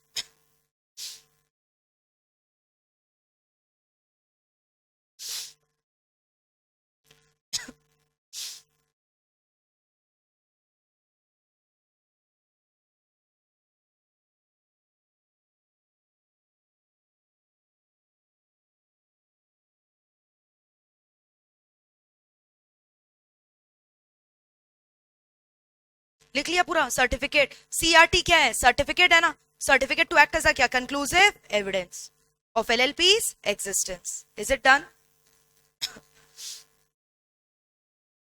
यहां तक हो गया क्या? Certificate तक. अभी नीचे को लिखना नहीं है. सुनो अब. Have you done till here? Now listen to me very carefully. क्या रजिस्टर्ड ऑफिस चेंज कर सकता है एलएलपी? याद है कंपनी में भी हम लोग डिस्कस किए थे, वहां पे तो कितना लंबा प्रोसेस था. याद है? ऑफिस चेंज करने का कितना लंबा प्रोसेस था. यहाँ पे इतना लंबा प्रोसेस नहीं है. Registered office by the way है क्या? एलएलपी का रजिस्टर्ड ऑफिस में क्या होगा? अगर आपको एलएलपी के संग कोई भी कम्युनिकेशन करना है, या फिर अगर आपको डीपी के संग कोई भी कम्युनिकेशन करना है, या पार्टनर के संग कोई भी कम्युनिकेशन करना है, तो जितना भी नोटिस है वो कहां पे सेंड करोगे? एलएलपी के रजिस्टर्ड ऑफिस पे. या तो भाई स्पीड पोस्ट भेजोगे, या भाई रजिस्टर्ड पोस्ट भेजोगे, या any other manner as may be prescribe. So any communication which has to be done with the LLP or the DP or the partner. So all those communication notices has to be sent where? At the registered office. समझ में आ रहा है? अब registered office को मेरे को change करना है, तो उसके लिए फॉर्म नंबर 15 फाइल करना पड़ेगा. क्या बताओ कौन सा फॉर्म? फॉर्म नंबर 15 किसके संग फाइल करना पड़ेगा? रजिस्ट्रार के संग. अगर आपने कॉन्ट्रावीन किया सेक्शन 13 के कोई भी प्रोविजन में, तो एलएलपी एंड इट्स पार्टनर कितना रुपया लगेगा? 500 रुपया per day, subject to a maximum of rupees 50,000. 500 rupees per day, subject to a maximum of rupees 50,000. For example ma'am, क्यों? जैसे मान लो registered office RO address change कर दिया, तो फॉर्म 15 फाइल करना चाहिए था ना, बताना चाहिए था ना. रजिस्ट्रार को नहीं बताया. कितना दिन नहीं बताया? 500 रुपया करके ठोको हर दिन का. और मैक्सिमम कितना बोला? 50,000. क्लियर है? तो वापस से मेरे को बोलो, अच्छा ये 500 और 50,000 किसके लिए बोला? एलएलपी के लिए कि पार्टनर के लिए? दोनों के लिए. दोनों के लिए सेम है. ठीक है? तो वापस से बोलो क्या बोला? Every office shall have a क्या? रजिस्टर्ड ऑफिस, जहां पे क्या सेंड किया जाएगा? Communication. Every LLP shall have a क्या? Registered office. All notices and communication किसको कर रहे हो? या तो एलएलपी को, या तो पार्टनर को, या तो डीपी को. कहां पे करोगे? रजिस्टर्ड ऑफिस पे, या तो पोस्ट से, या रजिस्टर्ड पोस्ट से, या एनी अदर प्रिस्क्राइब मैनर. क्या एलएलपी अपना रजिस्टर्ड ऑफिस का एड्रेस चेंज कर सकता है? उसके लिए आरओसी को क्या फाइल करना पड़ेगा? रजिस्ट्रार को क्या फाइल करना पड़ेगा? Form number 15. और कॉन्ट्रवेंशन के लिए क्या बोला? 500 रुपया per day up to a maximum of rupees 50,000. लिख लो. This completes your section number 13.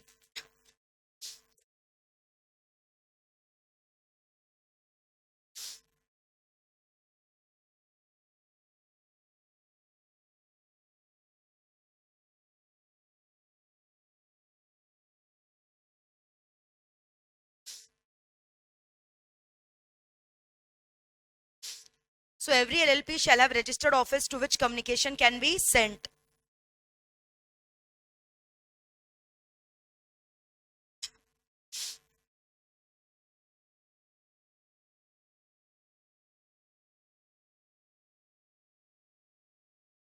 Every LLP shall have registered office to which communication can be sent.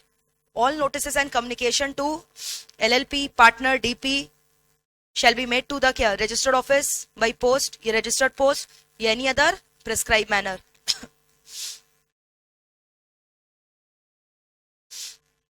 और चेंज करने के लिए कौन सा फॉर्म फाइल करना है? 15. और रजिस्ट्रेशन करने के लिए कौन सा फॉर्म फाइल करना है? फिलिप. Very good. और नेम रिजर्वेशन के लिए कौन सा फॉर्म फाइल करना है? Run LLP. अभी करवाएंगे, नेक्स्ट वही करेंगे, रन एलएलपी.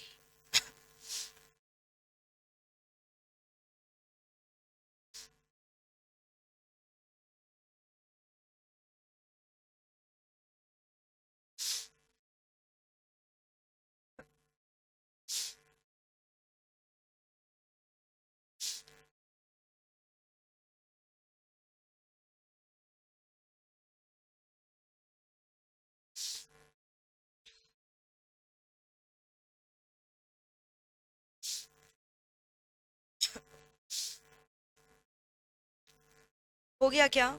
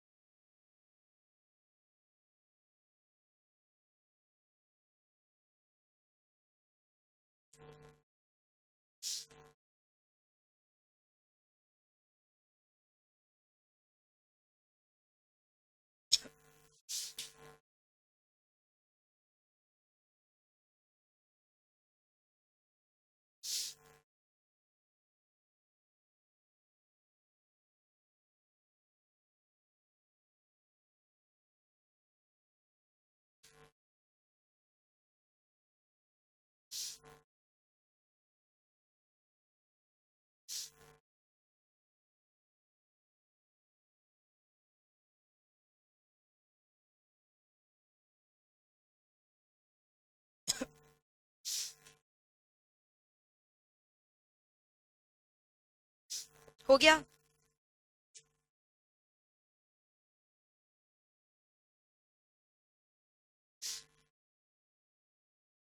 डन. सुनो ना, एलएलपी का रजिस्ट्रेशन हो गया. अब क्या एलएलपी अपने नाम पे कॉन्ट्रैक्ट एंटर कर सकता है? पावर टू अक्वायर, ट्रांसफर या फिर dispose of, sell off any property whether movable, immovable, tangible, intangible in its own name. है ना? एक्वायर्ड पावर टू क्या? प्रॉपर्टी खरीद भी सकता है, ट्रांसफर भी कर सकता है, डिस्पोज ऑफ भी कर सकता है. किसके नाम पे? अपने नाम पे.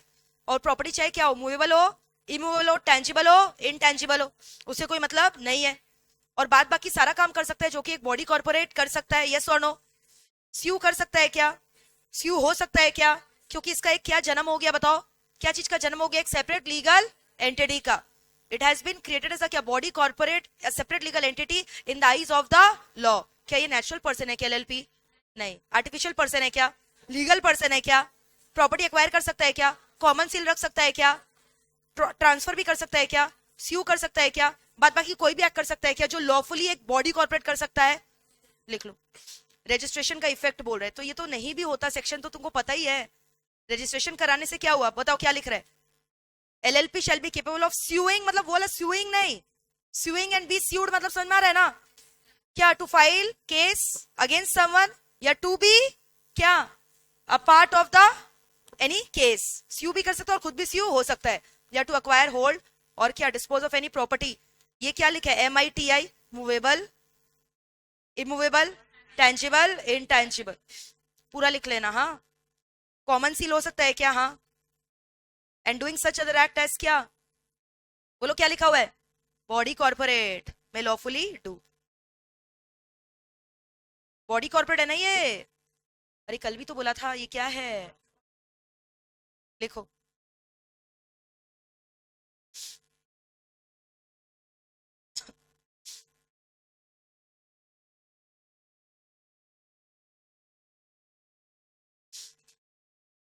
जल्दी जल्दी लिखो.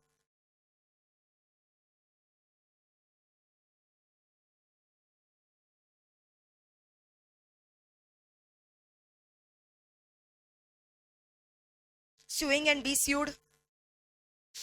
acquiring, owning, holding, developing, disposing of property, whether movable, immovable, tangible, intangible. M stands for movable, I is your immovable, T for tangible, I for intangible. Having a common seal and doing such other act as body corporate may lawfully do and suffer. क्या पूरा देख रहे हो कि एक section wise को chart में लिखा दिया है, तुमको बस प्लेन रीडिंग करके जाना एग्जाम के पहले, तो भी सब याद रहेगा. कल घर जाके रिवाइज किया था क्या जो पढ़ाया था? सच बताना कितना टाइम लगा? 15-20 मिनट रिवाइज किया होगा, श्योर?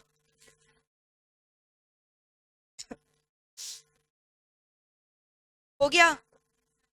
जल्दी जल्दी लिखो. सेक्शन 15 ऑलरेडी मैंने पढ़ा दिया है. नाम, नाम में क्या रखा है बताओ? नाम में क्या रखा है, जल्दी बोलो. हाँ, अरे कैसे कुछ नहीं, क्या कुछ नहीं, हट. तुमको बोला नहीं, जो भी नाम रहेगा, जैसे मान लो ए, तुम लोग कंपनी में ए लिमिटेड लिखता था, यहाँ पे क्या लिखेगा? ए एल, और या फिर क्या लिखेगा? पूरा ए लिमिटेड लायबिलिटी पार्टनरशिप. या तो तुम एक्रोनिम एलएलपी लिखो, अगर तुमको जोर आ रहा है इतना बड़ा नाम लिखने में, लिमिटेड, लायबिलिटी, पार्टनरशिप, तो तुम क्या लिख सकते हो? LLP, acronym. बट दोनों में से कुछ भी नहीं लिखोगे चलेगा क्या? नहीं चलेगा. अगर एलएलपी हो तो अपने नाम के आगे एलएलपी लिखो या पूरा लिखो लिमिटेड लायबिलिटी पार्टनरशिप. अब ध्यान से सुनना, एलएलपी का जो भी नाम रखोगे ना, कुछ ऐसा नाम मतलब रख लेना which is undesirable to the government of India. समझ में आ रहा है? कुछ स्लैंग लैंग्वेज लिख दिया, डॉट डॉट डॉट एलएलपी, चलेगा कि नहीं चलेगा? नहीं. ऐसा नाम नहीं रख सकते जो क्या है? अनडिजायरेबल. या ऐसा नाम भी नहीं रख सकते जो सिमिलर है या टू नियरली रिजेंबल और identical to the name of the existing LLP और एनी कंपनी. जैसे रिलायंस इंडस्ट्रीज लिमिटेड है ना, ये बोल रहे हम रिलायंस एलएलपी खोलेंगे, नहीं खोल सकता. समझ में आ रहा है? क्योंकि रिलायंस, तुमको समझना, रिलायंस पूरा का पूरा अपना जो है ब्रांड नेम को क्या करवा रखा होगा? रजिस्टर करा रखा होगा अंडर ट्रेडमार्क, ट्रेडमार्क एक्ट के अंदर. तो तुम कुछ ऐसा भी नाम नहीं यूज कर सकते जिससे सामने वाले का, ओनर का, वो जो नाम है उसके ओनर का इन्फ्रिंजमेंट हो रहा है. क्या हो रहा है बताओ? इन्फ्रिंजमेंट. क्या चीज का? उनके रजिस्टर्ड ट्रेडमार्क का. तो अगर उनका कोई रजिस्टर्ड ट्रेडमार्क है, जैसे तुमको पता है हल्दीराम, भुजिया वाला, गुप्ता ब्रदर्स, ये सब रजिस्टर्ड ट्रेडमार्क है ना. ये बोल रही है हम खोलेंगे गुप्ता सिस्टर कचौड़ी वाला, नहीं खोल सकती. गुप्ता सिस्टर कचौड़ी वाला एलएलपी नहीं, नहीं खोलने मिलेगा, तुमको नहीं देगा. क्योंकि कोई भी गुप्ता सुनते उसको लगेगा नहीं तो गुप्ता का ही कोई ब्रांच होगा. रिलायंस कचौड़ी वाला बोल रहे हैं खोलेगा, रिलायंस कचौड़ी वाला एलएलपी. तुम लोग ऐसे ही खरीद लेगा जाके, बोले रिलायंस कचौड़ी खोले, वाह यहाँ का अच्छा होगा, तो नहीं खोल सकते. समझ में आ रहा है? तो तुम ऐसा नाम नहीं रख सकते जो अनडिजायरेबल है, सुनने में अच्छा नहीं लगता, या गवर्नमेंट उसको डिजायर नहीं कर रहा है. जैसे तुम लिख लिया मोदी जी कचौड़ी वाला एलएलपी, गवर्नमेंट को अच्छा लगेगा क्या? तो अनडिजायरेबल रहेगा भाई government. And should not be क्या? आइडेंटिकल और टू नियरली रिजेंबल. सेम भी होना चाहिए और रिजेंबल भी नहीं करना चाहिए. समझ में आ रहा है? To the name of any क्या? एग्जिस्टिंग एलएलपी या फिर कंपनी. कंपनी का भी नाम तुम नहीं रख सकते, फिर बोलोगे अरे वो तो कंपनी है रिलायंस, हम तो एलएलपी खोल रहे हैं, तो क्या हुआ? नहीं खोल सकते. बोला नाम रख सकते हो क्या? नहीं. याद रहेगा? तो ऐसा नाम नहीं रख सकते जो कि गवर्नमेंट को डिजायरेबल नहीं है, which in the opinion of the central government is undesirable, या identical या too nearly resemble to any other LLP और company, या फिर उनके registered trademark का क्या कर रहे हो? infringement. याद रहेगा? वापस से बोलो, नेम में मैंने क्या बोला? ये बोला नाम में कुछ नहीं रखा है, देखा कितना कुछ रखा है. बोलो सेक्शन नंबर कौन सा बोला? 15. नाम के आगे क्या लिखना जरूरी है? नाम के बाद क्या लिखना जरूरी है? या तो एक्रोनिम एलएलपी या पूरा का पूरा क्या? Limited liability partnership. लेकिन ऐसा नाम नहीं रखोगे which in the opinion of the CG is undesirable या टू नियरली रिजेंबल और identical to the name of the existing LLP और कंपनी, और does any infringement of the existing trademark. Clear है? लिख लो section 15 done. Write down. Name लिख लो. हर्षित बोल रहा है दीदी रसगुल्ला खोलेगा, वो तुम खोल सकता है. अरे दीदी तो कोई भी हो सकती है. चौलबे ना रसगुल्ला खोलेगा तब अलग बात है, तब इंफ्रिंजमेंट हो जाएगा उसका डायलॉग का.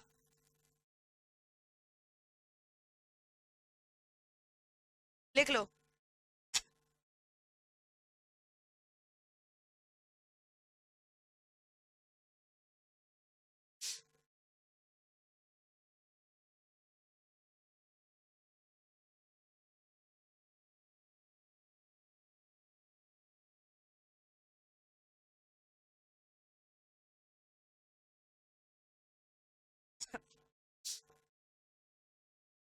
सेक्शन 15 नेम, जल्दी लिखो।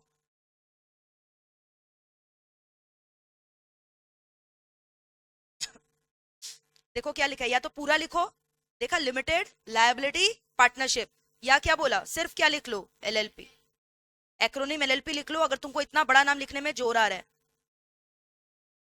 सीजी की नजरों में गंदा नहीं होना चाहिए शब्द, अनडिजायरेबल या आइडेंटिकल या टू नियरली रिजेंबल, या फिर क्या ट्रेडमार्क का वायलेशन हो रहा है। याद है तुम लोग जब कंपनी का किया था वहां पे भी तो ये सब किया था, इन्फ्रिजमेंट ऑफ द ट्रेडमार्क नहीं होना चाहिए, याद करो, टू नियरली रिजेंबल आइडेंटिकल नहीं होना चाहिए with the existing name of the company, यही तो था। याद आ रहे हैं वो दिन? तो जिन लोग कंपनीज एक्ट पढ़ रखा होगा उनको लग रहा होगा रिवीजन हो रहा है, फॉर्म नंबर बस अलग अलग है, फॉर्म से मत लिखाना।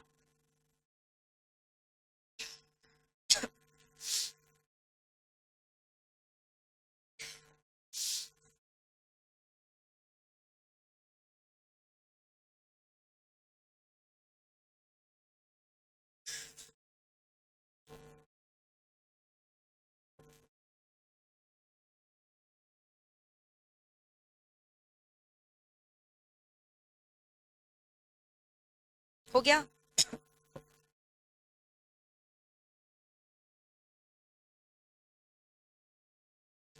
जल्दी करो ना, 2-3 सेक्शन आज कंप्लीट करना है। Very good, done everyone.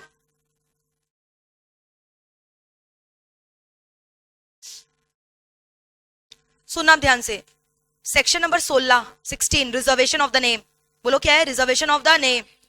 Already मैंने आपको बोल दिया कि आपको नेम के लिए अप्लाई करना होगा ना, आप मान लो एक नया एलएलपी खोलना चाह रहे हो तो सबसे पहले अपना नेम रिजर्व करना होगा, नाम तो ढूंढना पड़ेगा ना, और या फिर हो सकता है तुमको अपना नाम चेंज करना है, you want to change the name, नाम चेंज भी तो करना पड़ सकता है। तो अगर तुमको नया नाम के लिए अप्लाई करना है या एग्जिस्टिंग नाम को क्या करना है, चेंज करना है, so either a new company is applying for the name और an existing company is applying for the changing the name. So both the things has to be done by filing an e-form run LLP.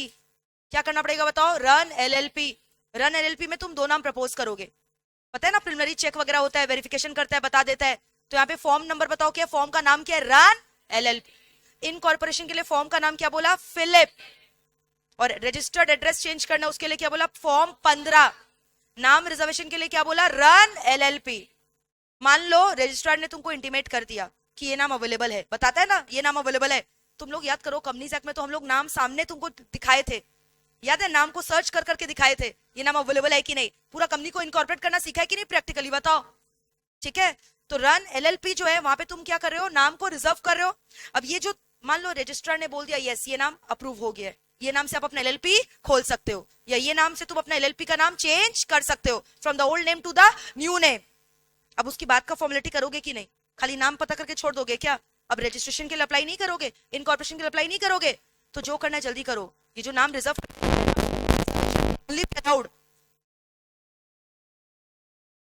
बोल दे रहे तुम लोग, लिख लो। सुनो क्या बोला मैंने, बताओ क्या बोला, जल्दी बोलो तो। क्या बोला? नाम रिजर्व। जो रजिस्ट्रार है ना वो 3 महीने का टाइम देगा, 3 महीने में सारा फॉर्मेलिटी करो। तुम्हारा जो नाम तुमने रख के रखा है क्या साल भर के लिए रख के रखेगा? वेट करते रहेगा तुम्हारा? कोई और को भी तो हो सकता है ये नाम चाहिए तो दे देगा। कितना दिन तक तुम्हारे नाम रिजर्व करके रहेगा? 3 महीने। जैसे तुम लोग कहीं बुकिंग करने जाते हैं, बुक करके छोड़ देते हैं ना, बोले ठीक है भैया हम 3 महीने बाद आके खरीद लेंगे पैसा देके, तो क्या जिंदगी भर वो तुम्हारा हो गया बिना पैसा दिए? तो मैक्सिमम कितना टाइम दिया है रजिस्ट्रार? 3 महीना।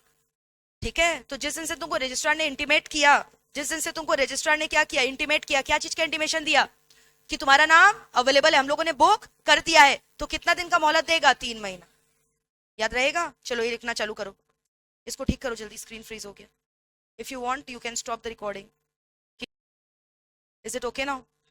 रिकॉर्डिंग कंटिन्यू करो। ओके, फ्रैक्शन ऑफ सेकंड के लिए there was a technical glitch, now everything has got normalised, so do not panic. Okay चलो अभी ठीक है, लिख लो इसको, रिजर्वेशन ऑफ नेम। 3 महीना तक जो है नाम रिजर्व करके रखेगा। 3 महीना कहां से? जब तुमको रजिस्ट्रार ने इन्फॉर्म कर दिया ये नेम आपके लिए अवेलेबल है। और फॉर्म का नाम देखा क्या लिखा हुआ है? Run LLP. लिख लो रिजर्वेशन ऑफ नेम।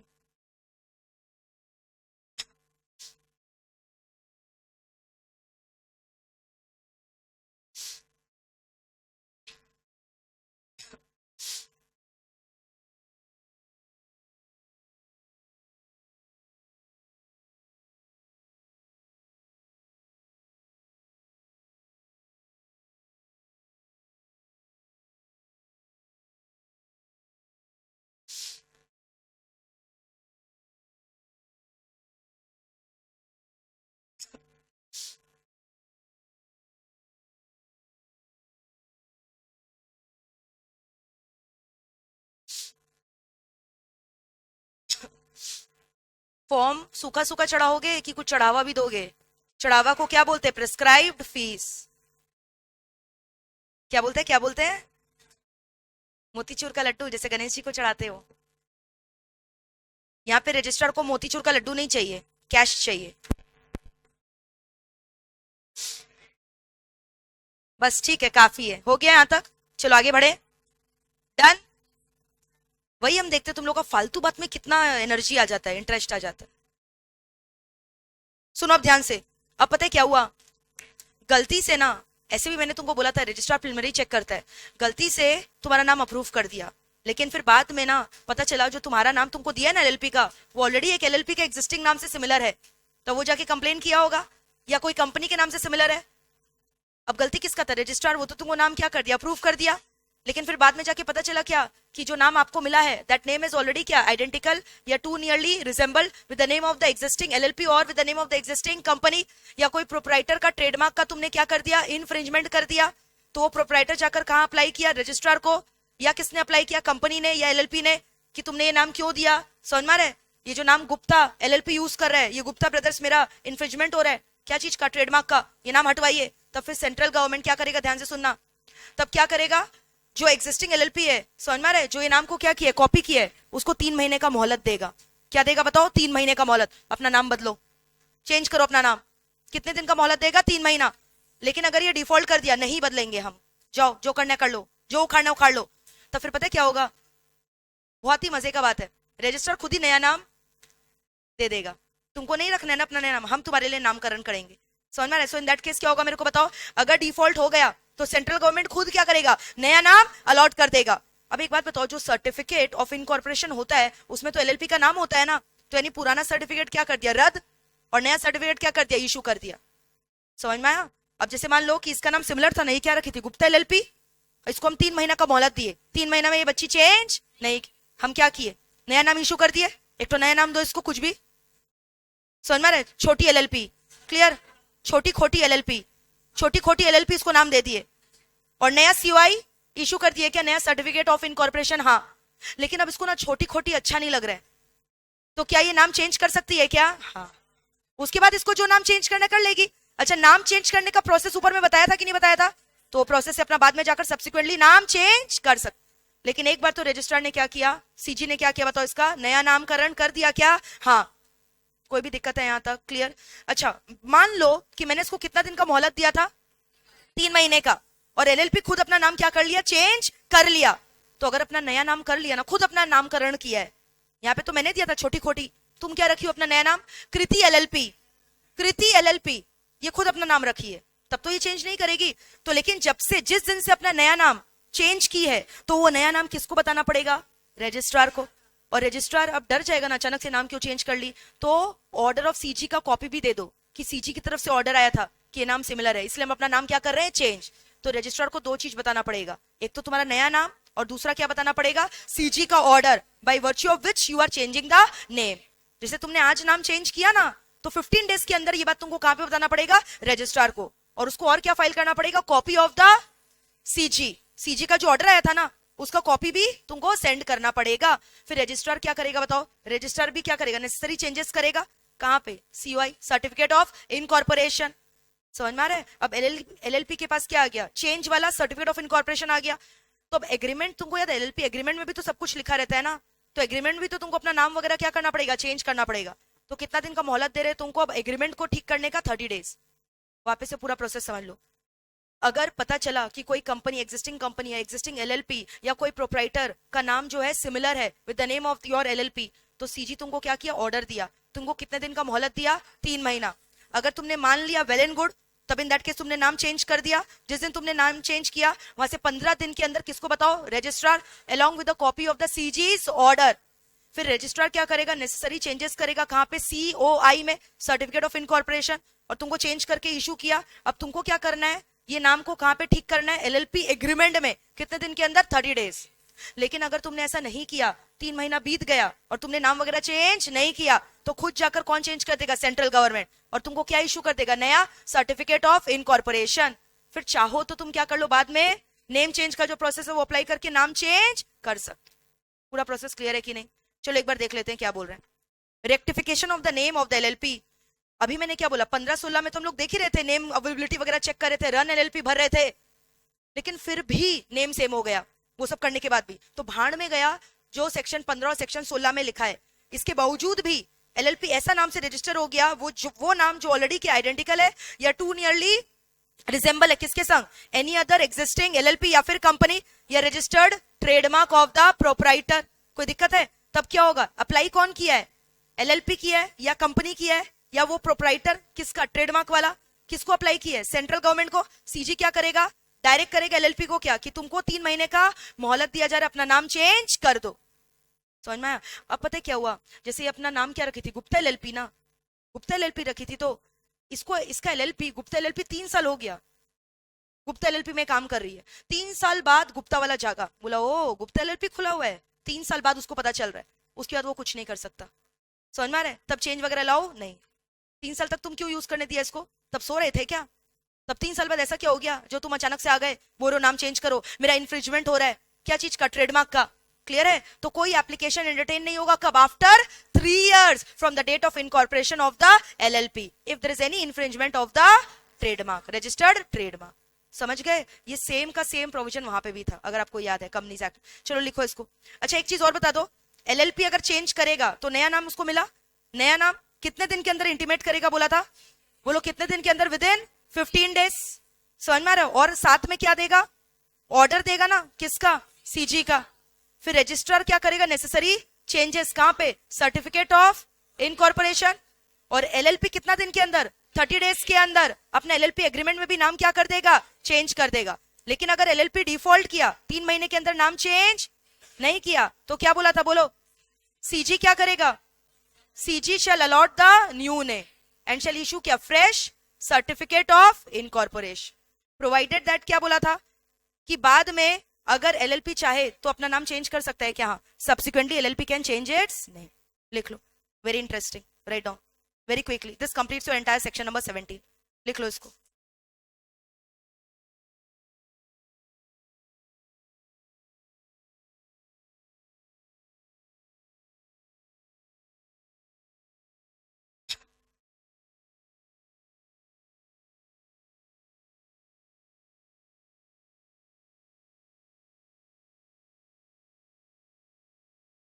बस 5 मिनट और, इसके बाद एक सेक्शन पढ़ाएंगे, छोड़ देंगे। इसको लिख लो क्विकली, कोई बात नहीं, छोड़ देंगे, तुम समय पे पहुंच जाओगे।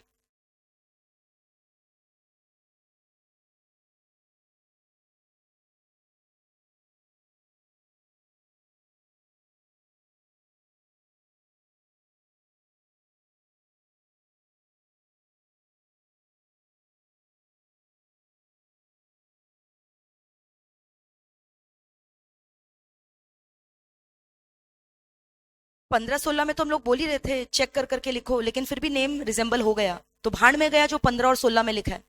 Not with standing anything contained in section 15 and section 16 if through क्या, इन एडवर्टेंस, मतलब लापरवाही से मिल गया तुमको सेम नाम, बोला था ना। अरे रजिस्ट्रार तो देख कर दिया था, बट फिर भी गलती हो गया, रजिस्ट्रार ठीक से नहीं देख पाया, तुमको सेम नाम मिल गया, और सामने वाला आकर क्या किया, शिकायत कर दिया, तब तुमको 3 महीने का मोहलत देगा, नाम बदलो, बदलना पड़ेगा, नहीं बदलोगे तो खुद बदल देगा गवर्नमेंट।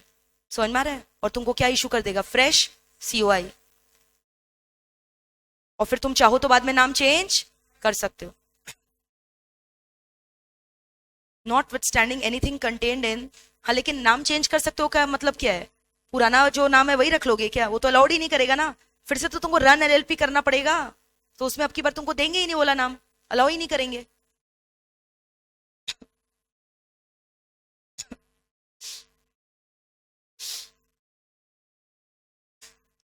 पॉइंट नंबर 1 लिख लिया।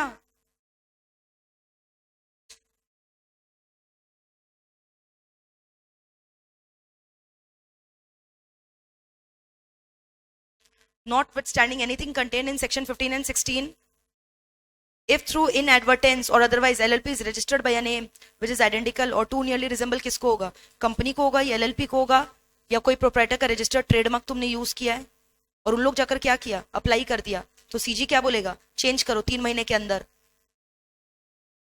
लेकिन ट्रेडमार्क का इन्फ्रिंजमेंट हो रहा है और 3 साल बाद जाकर एलएलपी का इनकॉर्पोरेशन हो गया, उसके 3 साल बाद जाकर कंप्लेन कर रहा है, तो वो एंटरटेन नहीं हो।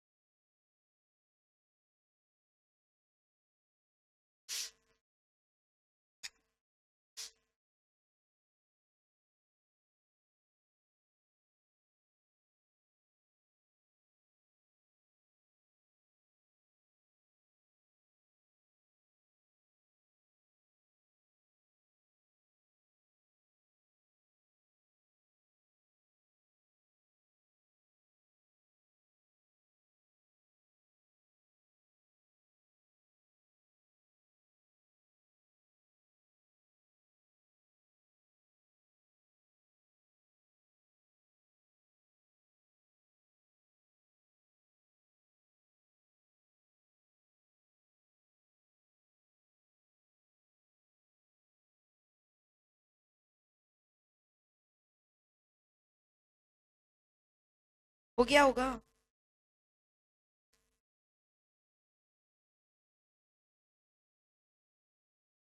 हरी अप स्पीड बढ़ाओ।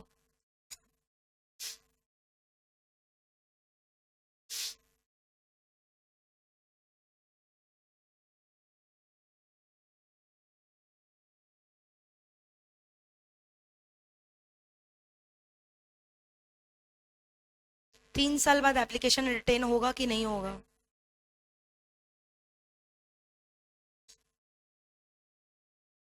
हो गया एवरीवन? चलो नीचे का लिखो। और अगर चेंज कर दिया तो ये बता रजिस्ट्रार को बताओगे कितना दिन के अंदर? 15 दिन of such change along with the copy of the CG's order। और फिर रजिस्ट्रार क्या करेगा? सर्टिफिकेट में चेंजेस करेगा, यस और नो? और सच चेंजेस एलएलपी को कहाँ इनकॉर्पोरेट करना पड़ेगा? एलएलपी एग्रीमेंट में कितना दिन के अंदर? 30 डेज। और एलएलपी नहीं किया तो कौन कर देगा? सीजी खुद कर देगा। और क्या इशू कर देगा? नया सीओआई। सीओआई का फुल फॉर्म क्या है? Certificate of incorporation. फिर बाद में चाहे तो तुम चेंज कर लेना।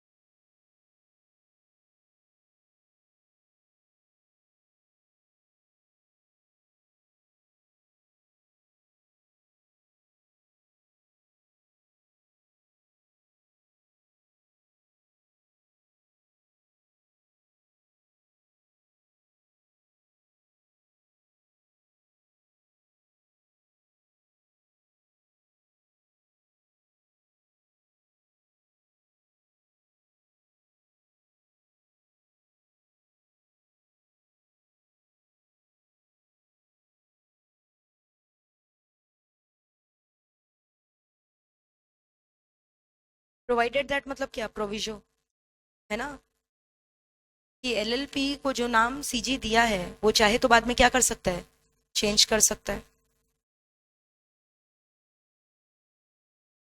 सेम चीज तुम लोग पढ़ा है कंपनीज एक्ट में, वहां पे तो और डिटेल में बहुत अच्छे से किया है। आरडी, आरओसी, याद है।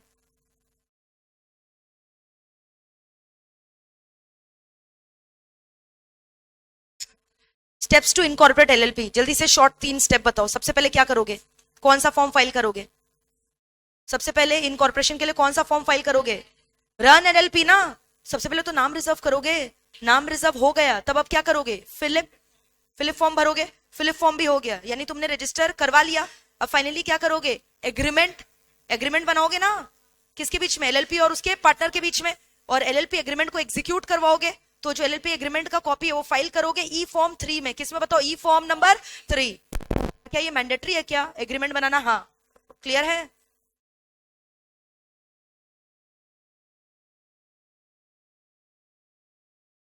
यहां तक हो गया। बताओ स्टेप्स टू इनकॉर्पोरेट एलएलपी में क्या बोला है। सबसे पहला स्टेप क्या है, रिजर्वेशन ऑफ नेम। फिर क्या बोला है, न्यू एलएलपी का इनकॉर्पोरेशन, फिलिप दिखाई दे रहा है। और फिर लास्ट में क्या बोला, execution of LLP agreement. Form number कौन सा बोला, ई फॉर्म 3। कितना दिन के अंदर, 30 days of the incorporation of the LLP. Right down very quickly steps to incorporate LLP. लिख के नक्की करो, ये तो ऑलरेडी कर लिया ना, इसका जस्ट लिख लिया, रन फिलिप, फिर क्या, एलएलपी एग्रीमेंट। एग्रीमेंट को एग्जीक्यूट कितना दिन के अंदर, 30 डेज के अंदर। फॉर्म नंबर ई फॉर्म 3। Write down.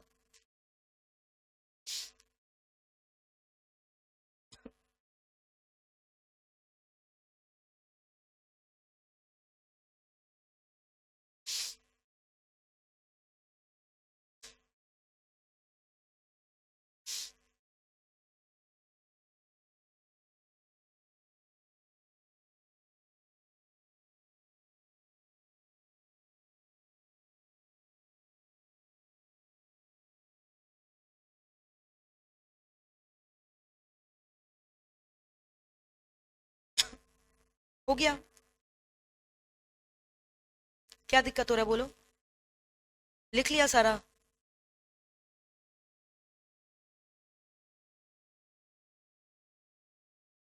कैसे लिखेगा, ये सब नोट्स होगा ही नहीं। हाँ तो अमेंडमेंट आ गया ना, पूरा चेंज हो गया है, तभी तो पढ़ा रहे इतना डिटेल में। क्या बात करते हो, कमाल करते हो पांडे जी। बोला पहले ही लिख लिया, कैसे लिख लिया अरे पहली बार हो रहा है, तुमको समझ ही नहीं आ रहा है। हाँ तो क्यों नहीं लिख रहे हो, क्लास में क्या कर रहे हो बैठ के।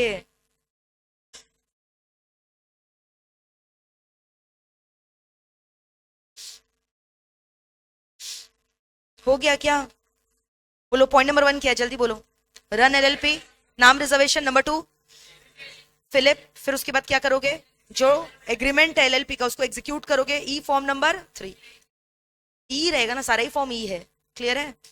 Who can be the partner of LLP, चलो tell me who can become the partner of LLP. जो सब्सक्राइबर थे ना इनकॉर्पोरेशन डॉक्यूमेंट के, सब्सक्राइबर ही तो पार्टनर बनेंगे। So all the subscriber to the incorporation document shall become the partner. And और किसको बना सकते हो, एज पर द एग्रीमेंट, जो तुमने एग्रीमेंट में लिखा है। और किसको बुलाओगे, जो तुमने एग्रीमेंट में लिख रखा है। तो देखो हो गया, सेक्शन 22 एलिजिबिलिटी क्या बोला है, subscriber to the incorporation document, उन लोग ही तो पार्टनर बनता है, यस और नो। जैसे कि तुम लोग कंपनी में किया था ना, एमओए को जो सब्सक्राइब करते हैं वही तो मेंबर बनते हैं। तो ऐसे यहाँ subscriber to the incorporation document shall become the partner and any other person in accordance with the LLP agreement. लिख लो क्विकली, बस 2 मिनट और लिख लो, 1 मिनट में ये, और फिर नेक्स्ट 1 मिनट में सेक्शन 23, फिर आज का क्लास खत्म। जल्दी 1 मिनट ये लिखो, फिर 1 मिनट 23 लिखेंगे, बस पक्का श्योर। वो तो नहीं बोला आज पार्टी वगैरह है।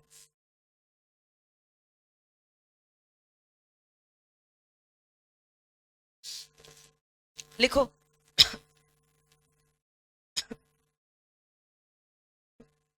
Eligibility, subscriber to the incorporation document and any person in accordance with the क्या, एलएलपी एग्रीमेंट।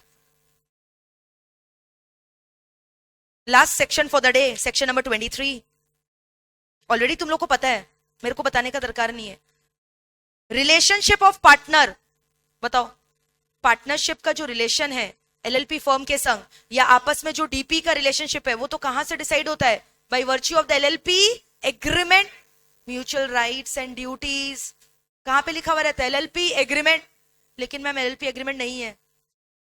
हाँ, provision of first schedule shall apply, हो गया, डन, खत्म।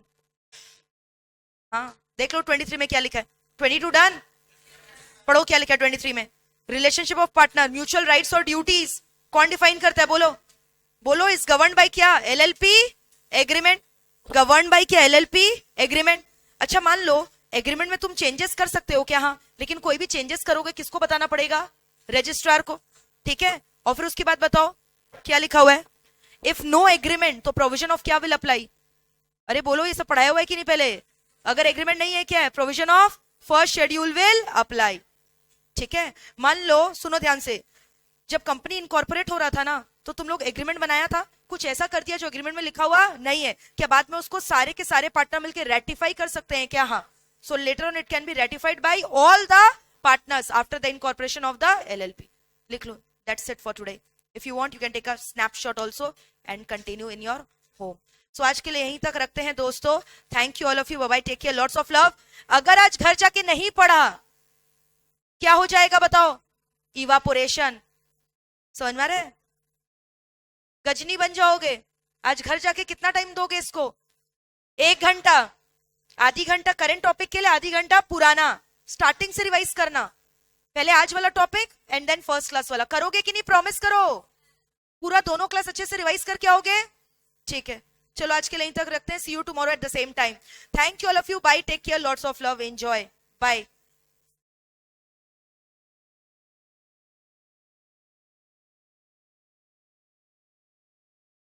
चलो बाय एवरीवन।